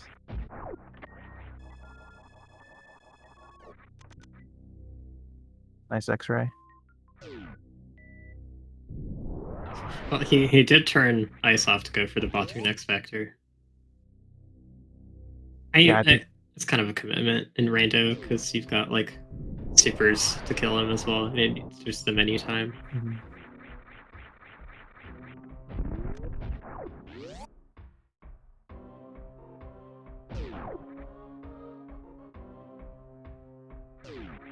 So yeah, Bress is probably gonna find that gravity suit. I can't imagine like you skipping Mickey Mouse, but yeah, he's not gonna skip that. Oh yeah, okay, so yeah, gravity won't be an issue for him. Yeah, never. I was thinking earlier that gravity was like on the ugly speed bombos chain, but it's not. It's right here. Yeah. So they'll have like most likely access to bow. So, yeah. I think hookshot is pretty likely to be in Meridia as well. There's just not that much left. It could be in the front of Swamp, which would be gross. That would be very gross. Yeah. Did we ever get Eddie to check the green pendant turn in? I don't remember if we ever saw that. Green pendant, what? The green pendant turn in on Sahasrara after beating Thieves down. No, actually, I don't think so. Yeah, because he did. If we don't remember what it was, He did? It's probably nothing. Okay, yeah. Also, no one's done the shovel check either. So I thought people did that. Oh wait, yes, you're right. right. I saw somebody did that. Someone actually did do that. It'd be weird. Oh, nice Dragon kill from Stachio. I think he got like a 3-round or something. That's a scary Crystal Flash. If Eddie was like 1 pixel higher, he would have gotten hit by that fireball and instant death. There's no iframes. Well, no, that doesn't apply to the fireball because the fireball is a projectile. Really? The projectiles will only hit you one time. It's enemies passing through you that will hit you like a ton of times.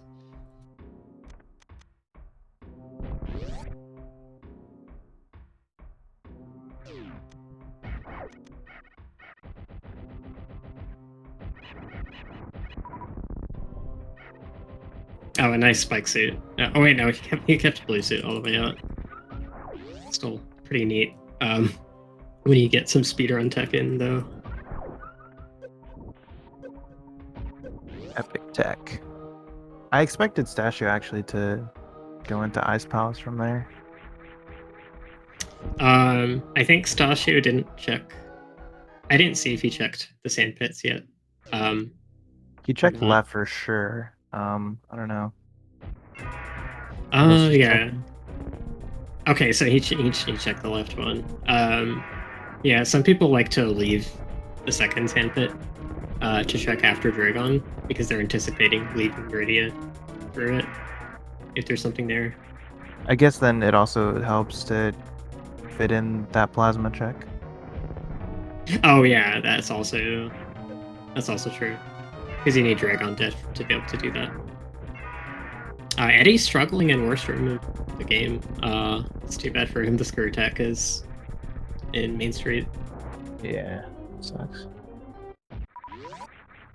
So like he runs. So he runs any percent near route, which has a dangerous lower warfare and has the strat that he was trying to do. Oh my god, I can't believe he actually went for that ball over the pirate head with this health.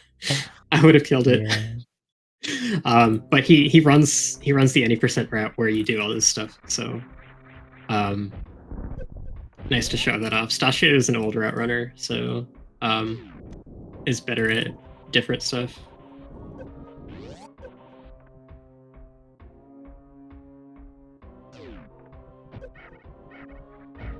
It's just kind of funny. Like I've seen these two struggle with quite a number of things in some of their matches. So I enjoy when they're able to pull out something that they're able to do really well. Yeah, I get to show off that speedrun tech. It's pretty hype. I think Rando. People are talking about Rando lagging more. I think it lags more because of like all the stat tracking that it does. Oh, actually, yeah, I didn't know that. It's like tracking all of your beam shots and time spent in areas and stuff like that. Oh yeah, for the credits, makes sense.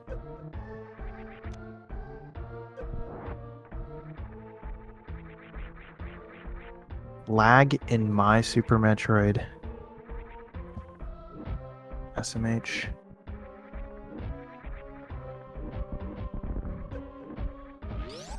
I'm gonna blame that on why I always fail the worst room strat in any percent. It's because it's not rando and I'm used to the rando lag. That's funny. I'm used to the random lag.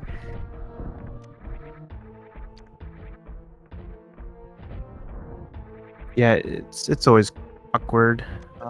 It's really hard to adjust to different lag for some reason. You feel so sluggish. It just goes like lag adding random delays to things. Not really random, but just different delays to things makes things go completely off rhythm.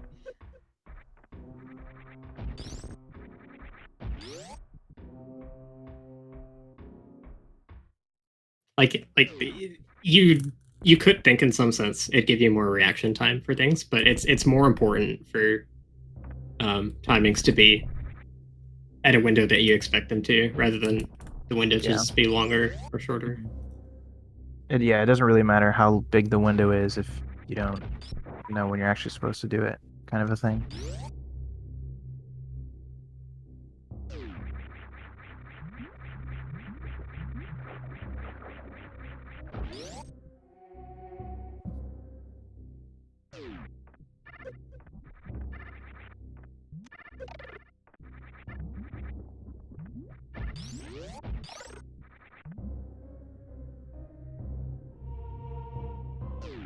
So- Nice Ridley X Factor. That looked a bit weird. Yeah, the swing around. Yeah, it didn't look quite like I'm used to seeing that strat.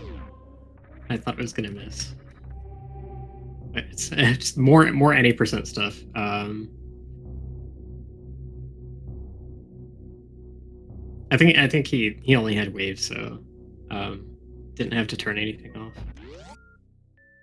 Actually, maybe he had Spazer, I forget. I don't think he had Spazer. But yeah, Ice is behind Ridley, so maybe he did. I don't know. Oh yeah, so chasing Bow might actually get Stasio into Eastern for the Quake Medallion. That would be very good for them. And it's also a play that makes sense to do in co-op. Even if something is kind of crappy, you just kind of do it because you're right here. Yeah, that's the only thing. It's like I feel like I can imagine in their position they probably feel like they're so close to go mode that you might not want to check it, but I don't know, that's like kind of the solo mindset, I guess. In co-op it's probably different. Yeah, in solo, this Quake is still very missable, even though you're right here.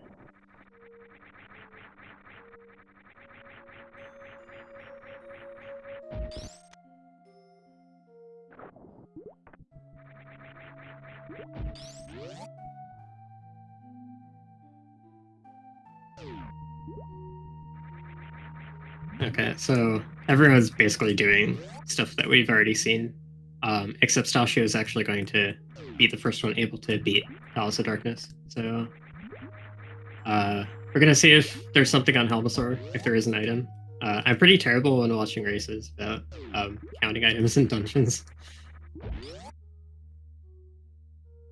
Yeah, there wasn't too much. In pod, I just remember there was 2 items in the darker maze in pod, right before the big key. But other than that, I don't know.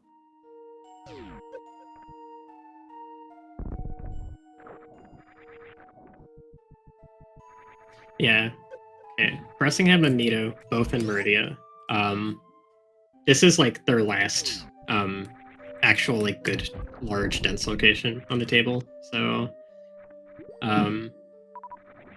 and Bressingham should have just found the bow. So it makes sense for both of them to be here at the same time.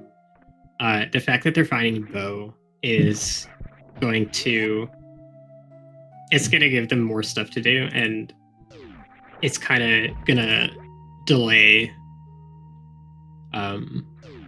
it's gonna delay them from going back up to Death Mountain by a little bit more, unless the hookshot ends up behind it. Yeah, unless they find hookshot, right? I guess hookshot will kind of force them back into Death Mountain. Oh, actually, yeah, Cordy's right. They still have the 2 checks in Super Bunny. I kind of forgot about that. It's still not great, but yeah, I guess.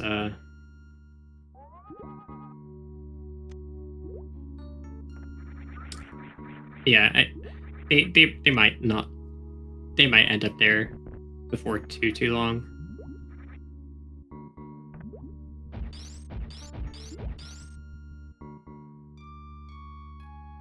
Yeah, I think it all really matters if Chicago Bullies finds that Quake or not. If they don't, then yeah. I can't see them not finding it because like Stasha is still looking for 2 items. The bow doesn't really open up that much. Like he's not gonna have gotten anything from Pod. I thought they just needed hookshot. Right? Stasha and Eddie still need to find Quake in Eastern. Oh right. Yeah. Okay. Yeah. Bressingham and Nito need to find Fire Rod in Ice Palace, which is behind the bombas that they don't have, which is behind the speed and thingy. Yeah. Hookshot cave. So hookshot is the one thing that us the viewers don't know where it is. It's the only thing we're looking for, but both teams themselves are at least missing 2 items.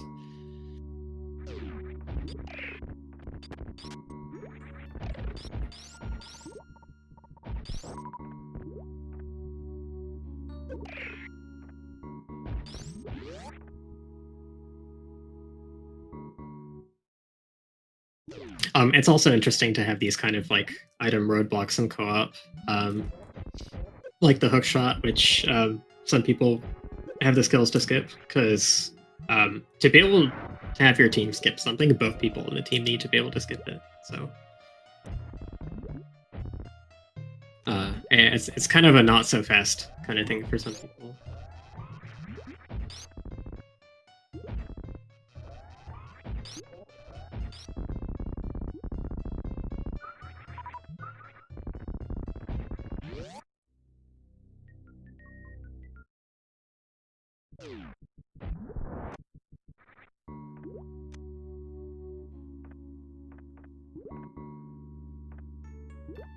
Yeah, so I think this makes sense. Go ahead. Oh, I was gonna say Nito doing the shack tool check because he's ahead in crystals. So taking the worst check options in Meridia over pressing him going straight to Dragon. Oh yeah, Bress only has 2 crystals. That's not great. But yeah, Eddie's like checking those random one-off locations while Stachio's doing pod. I think it makes sense. Yeah, Eddie's like Eddie and Stachio both only have 3 crystals, but Eddie also has the Fire Rod, which actually wait, no, the Fire Rod isn't bad for that team because Stachio just has to go to ice and he'll get it.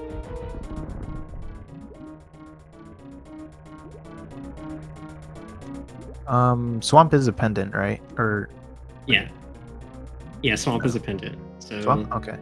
So that's why Hookshot's skippable to begin with, because otherwise you'd hard require Hookshot to beat it. Right, makes sense. Yeah. Okay, it is a pendant.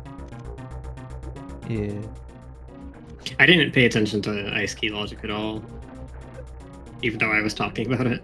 I don't even remember how it works correctly enough. I don't really want to say it.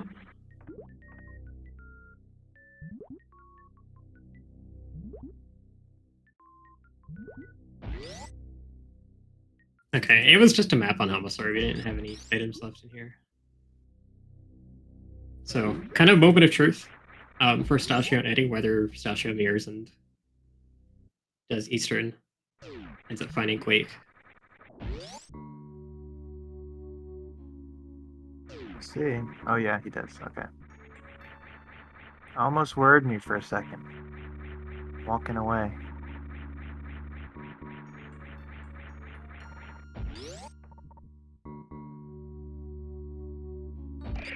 I'm not surprised. I couldn't really see him not doing this with how few checks I have left and how much they're missing. Yeah, I guess. What other checks would he do if he didn't do Eastern? Makes sense. I don't know. Oh, actually, you know what? Front of Swamp is available, which is very gross. Oh yeah, Front of Swamp. I assume that's what Eddie's actually probably gonna go do if they, if they weren't gonna find Quake. Yeah, Stachio's gonna find it kinda quickly. I think Eddie will be in the first couple rooms of Swamp when Stachio gets it. Maybe not, actually. No, Eddie will be in the dam, I think, when Stachio gets the Quake. Yeah. But then it's weird because they're still missing Hookshot. Stachio is probably going to continue searching Eastern. Might even kill Armos. I had a fourth chance to, or a third chance to pay attention to the items in here to see if Croc's Cronies found 3 items in Eastern or not, and I still didn't.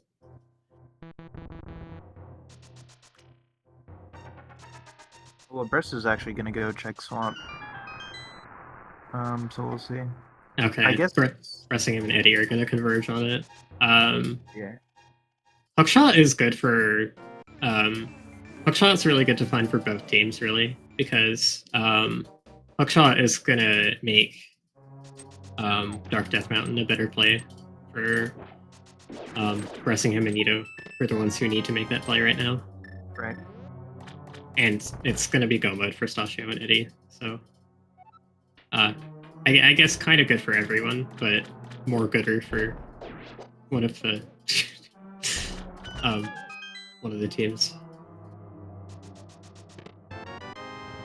Yeah, I'm not sure what checks Eddie doing right now. Thought he was gonna go. Eddie is going to kill Dragon. Oh. Okay. I actually did think he was gonna go to Swamp, but yeah. Okay, so actually. So, one of the things you have to consider when you're considering, team balance is... Oh, did I miss Hookshot in Swamp? Oh my god. Wait, was Hookshot the first item? Really? Yeah, it must have been. Oh, wow. Oh my god. Oh, that is actually, What a seed. That's actually the best thing Pressing him and Nito could have asked for, because that is actually something Stachio and Eddie might not get to for a while, since they found Quake. They're not going to take too much longer because they're going to run out of checks. But... yeah, I think the only problem is, are they going to think they're in go mode and just both go to Turtle Rock, or one of them is still going to check Swamp? Oh yeah, one of them is gonna go to Turtle Rock. Yeah, so having the fire rod, they can just clear Turtle Rock, and that won't be a problem for them. It might not be too bad because like they'll both do it. They'll both lose a little bit of time from not go moding it, and I guess from climbing the mountain the second time. It's like maybe 2 minutes that they would lose.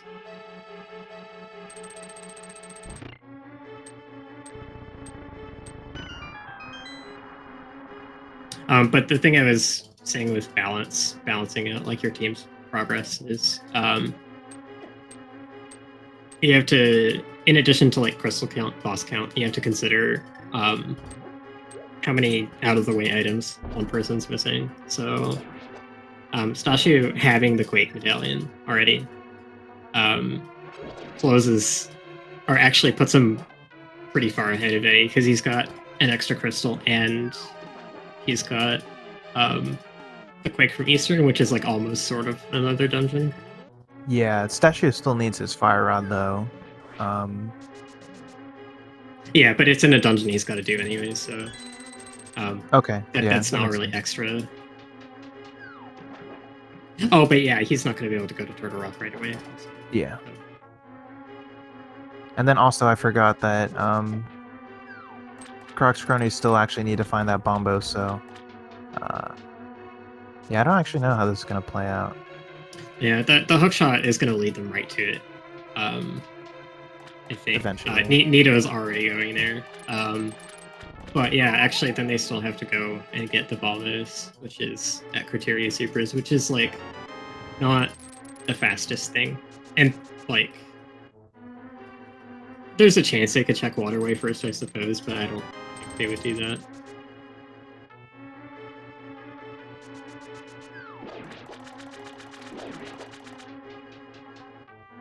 But Stasio and Eddie probably have a pretty good lead.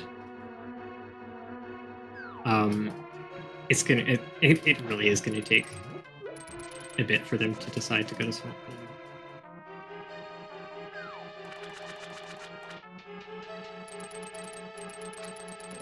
That's another good point. Pressing him is going to clear the entirety of Swamp looking for Fire Rod. And Chicago Bullies are not going to have to do that. Yeah, all they do is just have to take one look into Swamp and there's a hook shot and they can just leave. Yeah, the speed is like not immediately telling them that this is the progression. So it's like one of those garbage checks that Nito specifically is going to have to do because he's the one that has speed.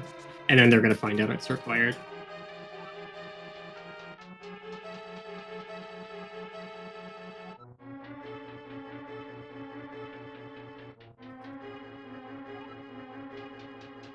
So for people who are new to this, this is a ROM that combines both Super Metroid and A Link to the Past and connects them via 4 specific doorways.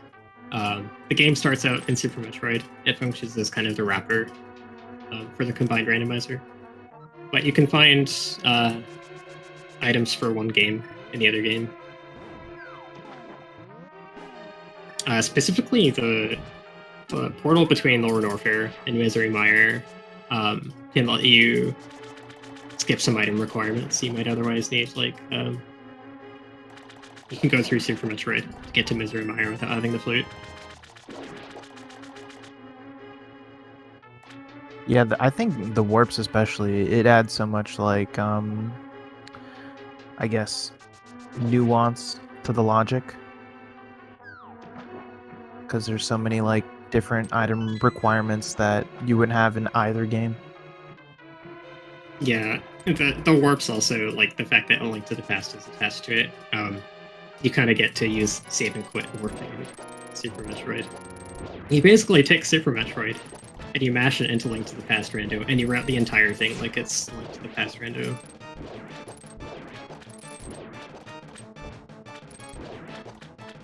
But you also have to do Super Metroid execution during it. It's like a really interesting combination of both skill sets.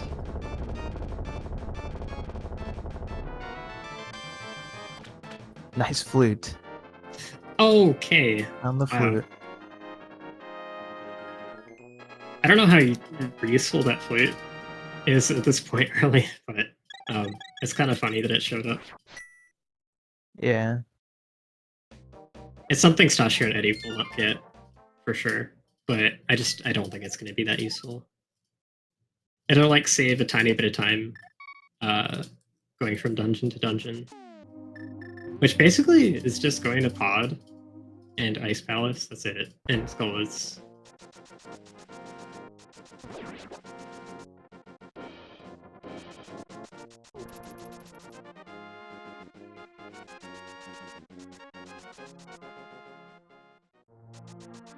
The fleet activation, I think, is actually really good for Bressingham because it lets him like kill a bit of time while Nito is going to do the speed booster checks, and it will help him get to 3 dungeons that, well, 2 dungeons that he still needs. Yeah, 3 dungeons that he still needs. 4, no, 3. Yeah, whatever. I think it's a good decision here. It's not always a good decision to activate a late game fleet, but here I think it is.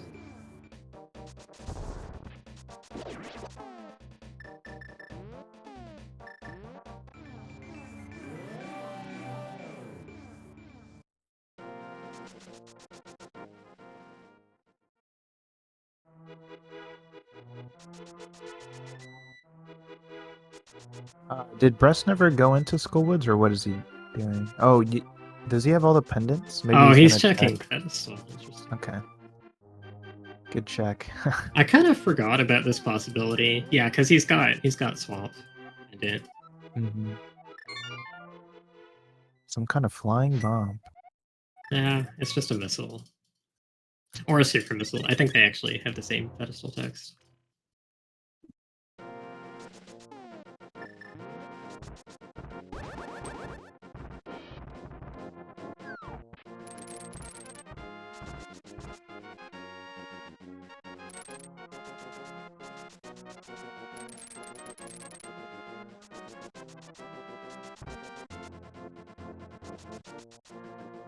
Oh, I thought it was different. Or I thought it was the same. I guess it's different. A really big flying bomb. Okay. I think I feel like that was added in some later version, maybe. I don't know, maybe I'm just not remembering correctly. Is Stasio gonna whip out that Cane of Burn strats on Mothula? Oh god, I hope not.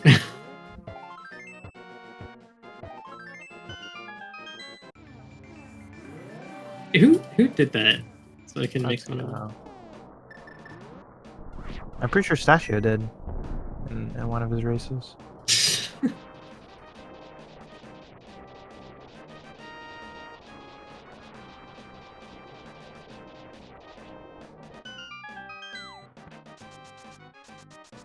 So actually, did he do it to damage Moth, or did he do it for protection? The damage, I think. Oh god. Yeah, that's a real good way to just like hit it into the spikes over and over. Yeah.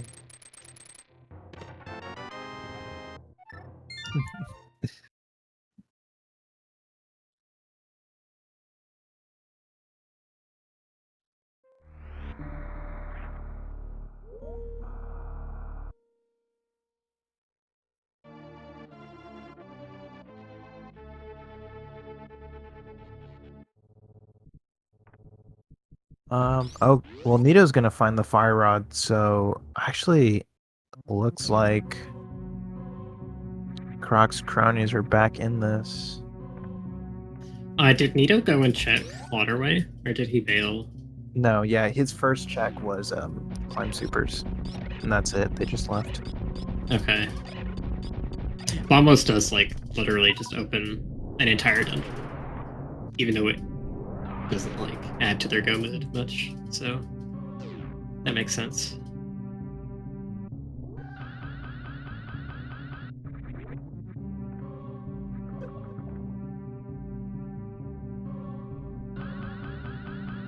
I do like Bressingham is doing my preferred strat, which is to run from the right to the left and then charge at the far left, and you end up getting enough distance to run full speed back to the right. Use your blue suit echoes to jump through the voids without getting hit, and then do the spark. You have a bit more time to do it than you would think. The one thing is, like, if you get crouch locked for too long when you do your Shrine Spark crouch, that's one thing that'll make it take too long.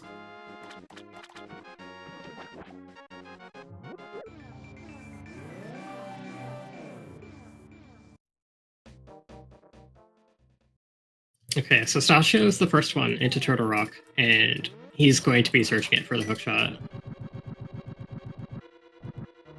Yeah, whereas Bress and Nito are definitely gonna go mode it, I think. Yeah, that fire rod is go mode for them, right? Yeah. Okay, so they're playing a game of catch up at this point.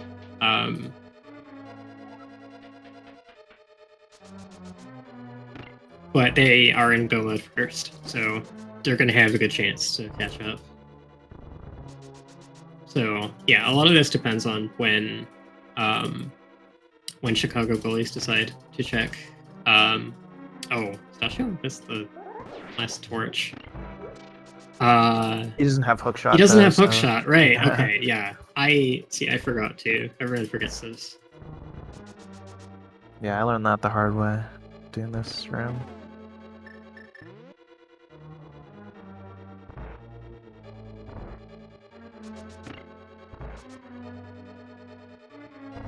But yeah, it's going to depend on when they decide to go to Swamp. And I don't think there's very much left that they haven't done, so...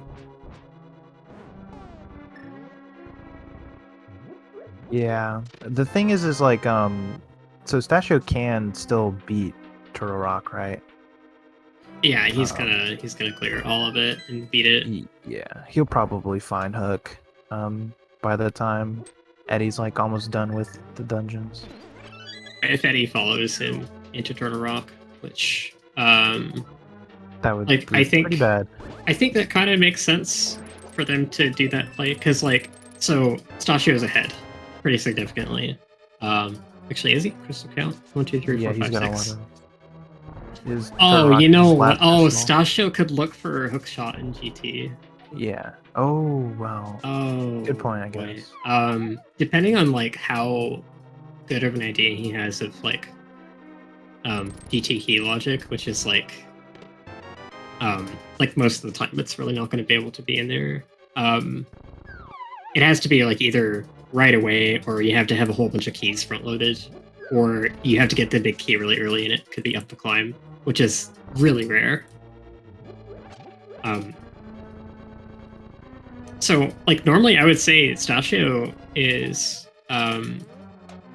being the person ahead should be the one that's doing the worst checks for the hookshot, and should be the one to go into Swamp. But if he's got GT available for hookshot, he might not do that, especially since he's up the mountain already. Yeah, I feel like he's probably going to try and check GT first, and then go. So if Eddie ends up being the one to search for hookshot elsewhere, that's going to put him more behind and more at a relative disadvantage. Bressingham is the most behind person, though, so he's got some catching up to do. But these Goma dungeons go by pretty quick.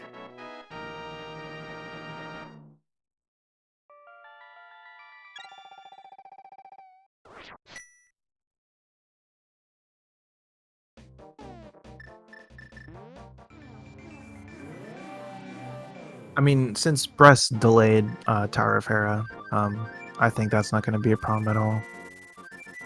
He probably is kind of like on the same pace as Nito at this point.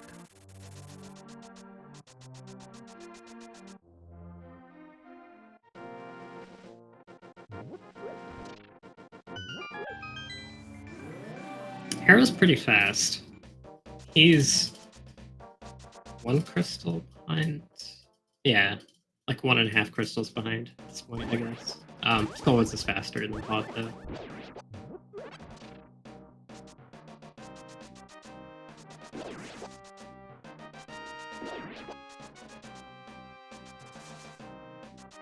Oh, actually, you know what? I forgot. Stachio still has Kill Faint Tune.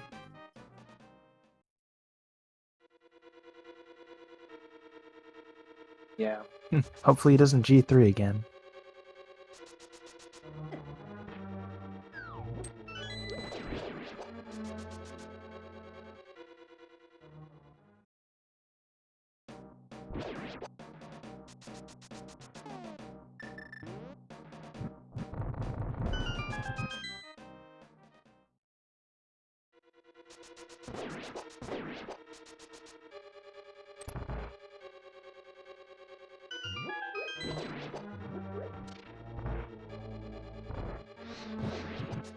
This would be a pretty good upset for Chicago Bullies if they pulled this out, but it's so hard to tell what's going to happen. It really depends on when Stachio decides to check Swamp at this point. Yeah, But, like, I kind of feel like Eddie's more likely to be the person who ends up checking Swamp. Oh, and he's going through Lower North here to get to Meyer. That kind of sucks, but oh yeah, they don't have Flute. yeah, they're not going to get it. It's kind of weird. Like for Bressingham and Nito, they already have both done Meyer, so like the Flute doesn't super help them. But it's good for like what little they do have left, but it's not essential.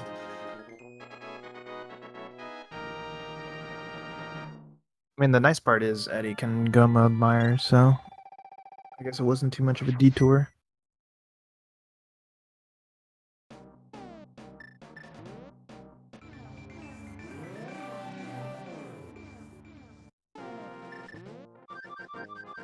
But it's like, what do you do if you're in their situation? And like, you know, Stachio is going GT.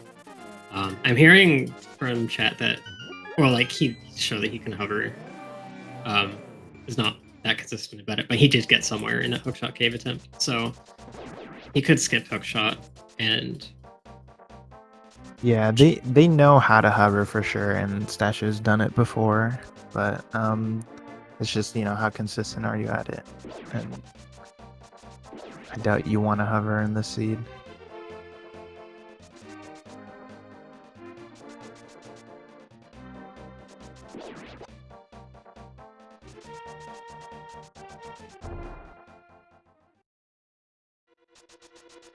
oh, Stachio's got a kind of rough start to the Trinix fight. Is getting hit a lot by the spikes, and once the Firehead starts moving around a lot, it's really easy to miss it, especially with the Ice Rod shots traveling slower. Okay, he's got a blue potion, so it's not the end of the world. I was getting a bit worried. Yeah, the magic location. Or the magic situation.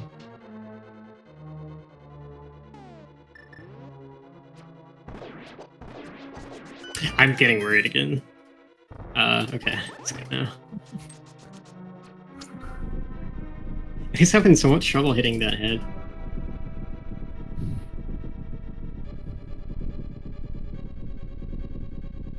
This is actually so tense.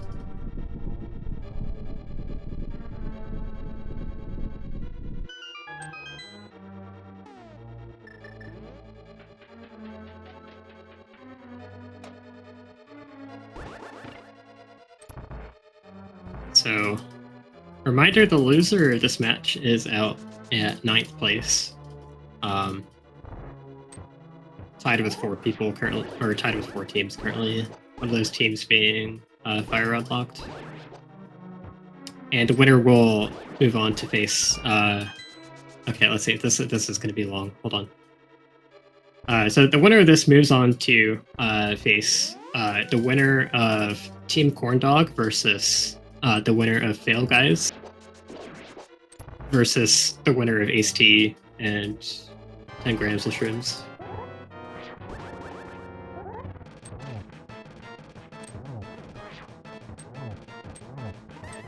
That part of the bracket is a little bit behind because of some stranding issues, but we've got that sorted out, and hopefully their matches will progress smoothly from now on.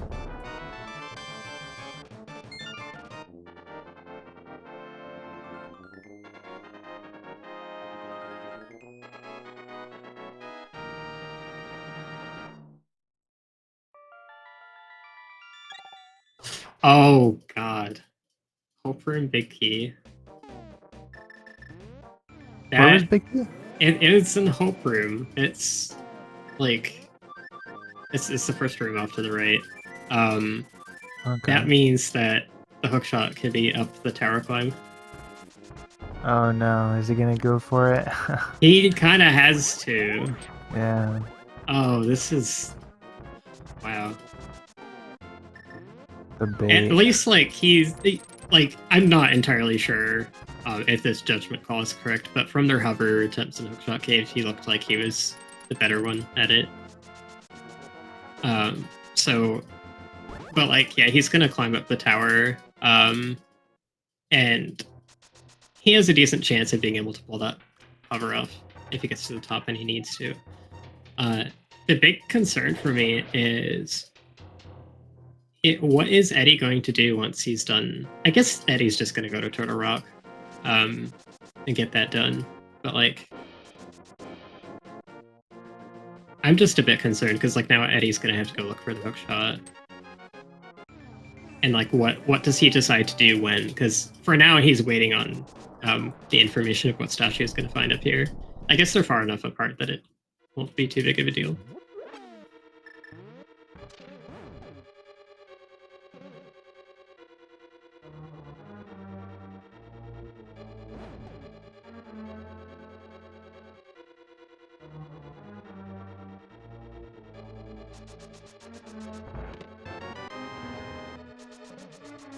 That's true. Eddie might be saying he's willing to hover it.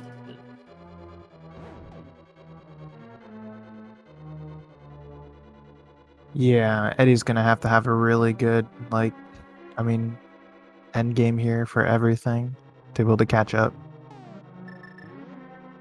Yeah. Probably not gonna. Stasio still has to kill Fanti, so that's also a consideration.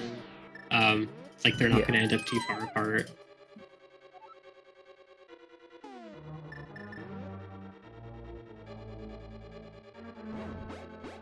What sucks is that the hookshot really does not take very much time to get. It's just in the map chest and swamp. It's right there, but they don't know that.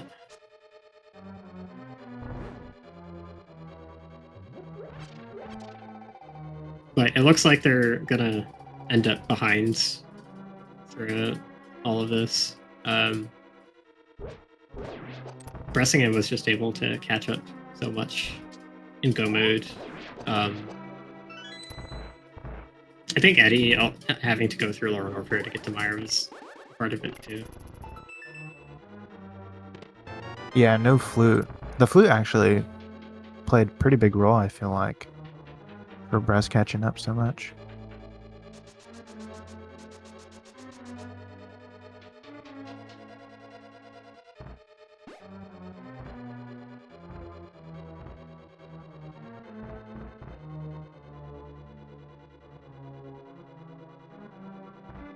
It is really nice to see a race that takes so long to really see how it shakes out, though. I think everyone did really well this race.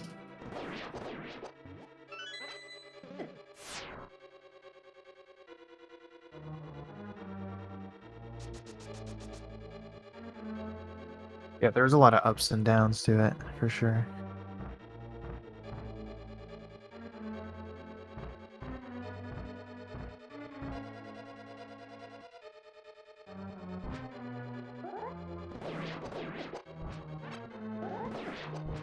Eddie's got the book out, which...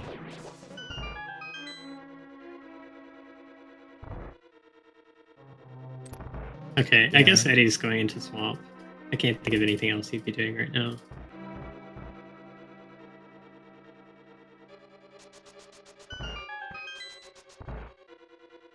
Oh. Huh. Yeah, I'm not sure where he's going, but it's not where the hookshot is.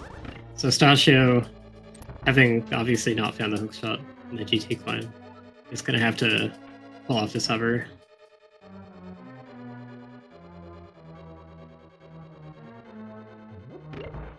Oh, Eddie's coming for potions. Oh yeah, kind of sucks without the flute. I have to get over here. Since it is the last person who finishes on your team, Statue actually has, I feel like, a bit of padding to try and get this hover. Yeah, he's got a little bit. Yeah.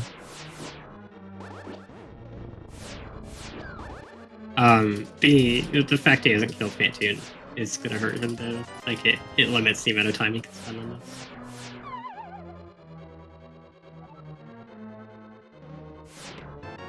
So it looked like Eddie was going to go towards Turtle Rock. Oh yeah, he remembered he doesn't have hookshot, so he can't go that way. He has to go up the top route.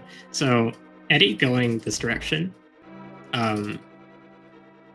Maybe they think the hookshot might be elsewhere in Gaines Tower, but for the most part, him going this direction is kind of a commitment that Eddie is going to just hover the gap. It's a hover seed. Yeah, Stasha is going through a few tries to not having too much success. This is really tricky if you're not super good at this already. It's really hard to do under pressure.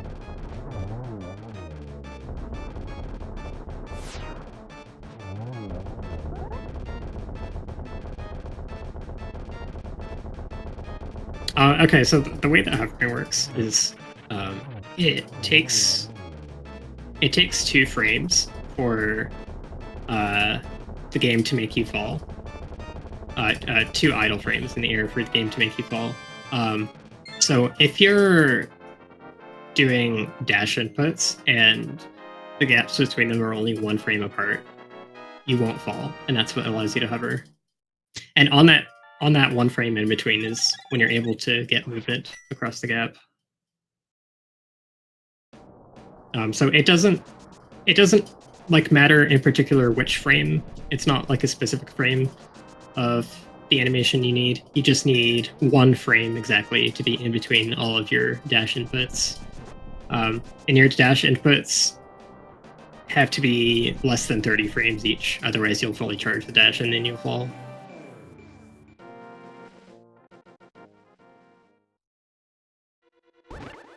The most common way that people do this is taking the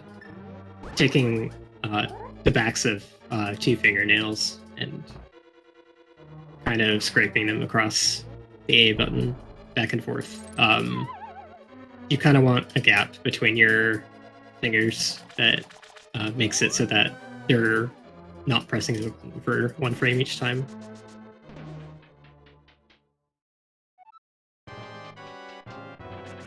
The speed that you do the hover motion at isn't as important as keeping the good rhythm and spacing between your fingers.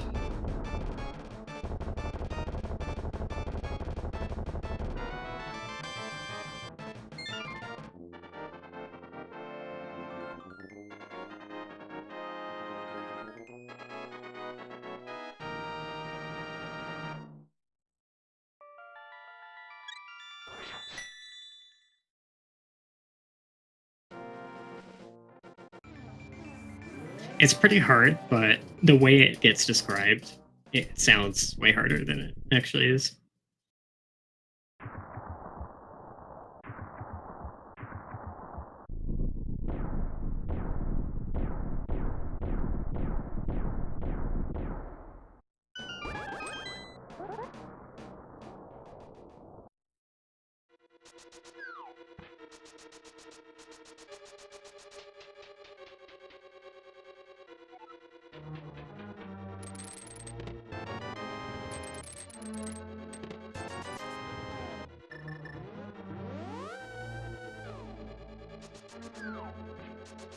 Stasha is really struggling with it, which is like, I think his comfortability with hovering is kind of about where mine is, and it's the kind that just like you can't quite pull it out whenever you want. It's really hard to do under pressure.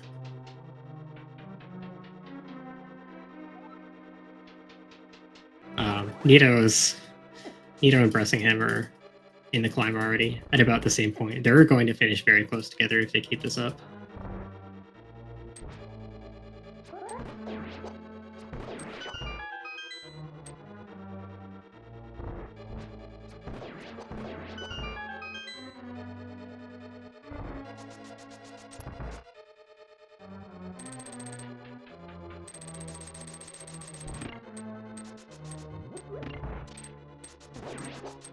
That was his best attempt yet. I think he made it like halfway across the pit.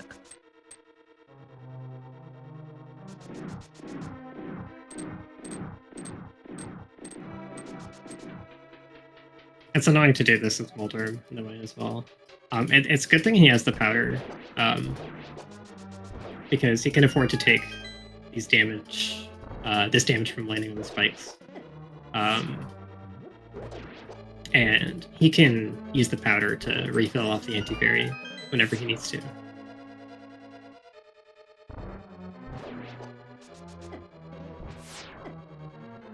So how much harder is the Moldorm bounce? It's with a bomb, right? It's I think most people that know it would say it's easier. It's definitely like a lot like physically easier and more able to be consistent. You don't have to do anything like super weird with your hands, but you have to have a really deep knowledge of kind of how it works. I feel like it's kind of like a CWJ versus HBJ thing, like for the moat in SM. Yeah. It's like how CWJ is like you can kind of just keep trying it until you happen to get the frame that works on, and it's not too hard to do that. But HBJ, you have to have like a very nuanced knowledge of exactly how the bombs propel you, and it's like easier to be consistent with. But if you don't like really know what you're doing, you'll never get it. I think there's a bit of an RNG element to it too, right? With having Moldorm in the right spot. Yeah, I think so. It's like I don't know exactly how it works because I haven't learned it myself, but I think it's done by having a bomb hit you at the same time as you're getting knocked back from clinking a spin off of Moldorm's head. So you have to get it to cooperate somewhat. Yeah.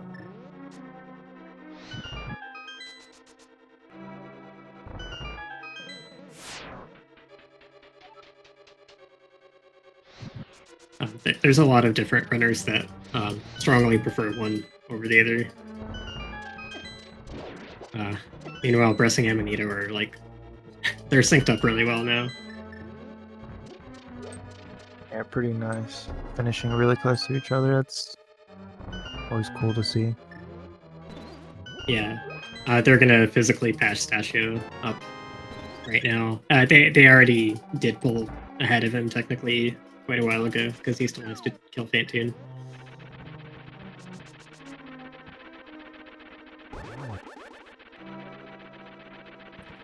Other question, I guess, is Eddie going to make it up to where Stashio is before Stashio gets across the gap?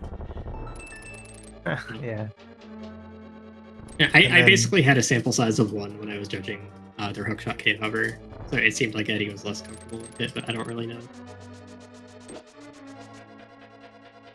Yeah, I mean, Eddie has...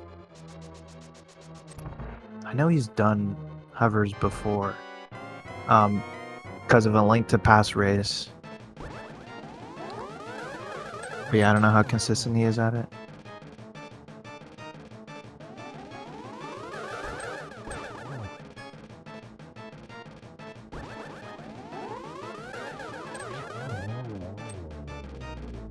Eddie is a hitbox player, yeah.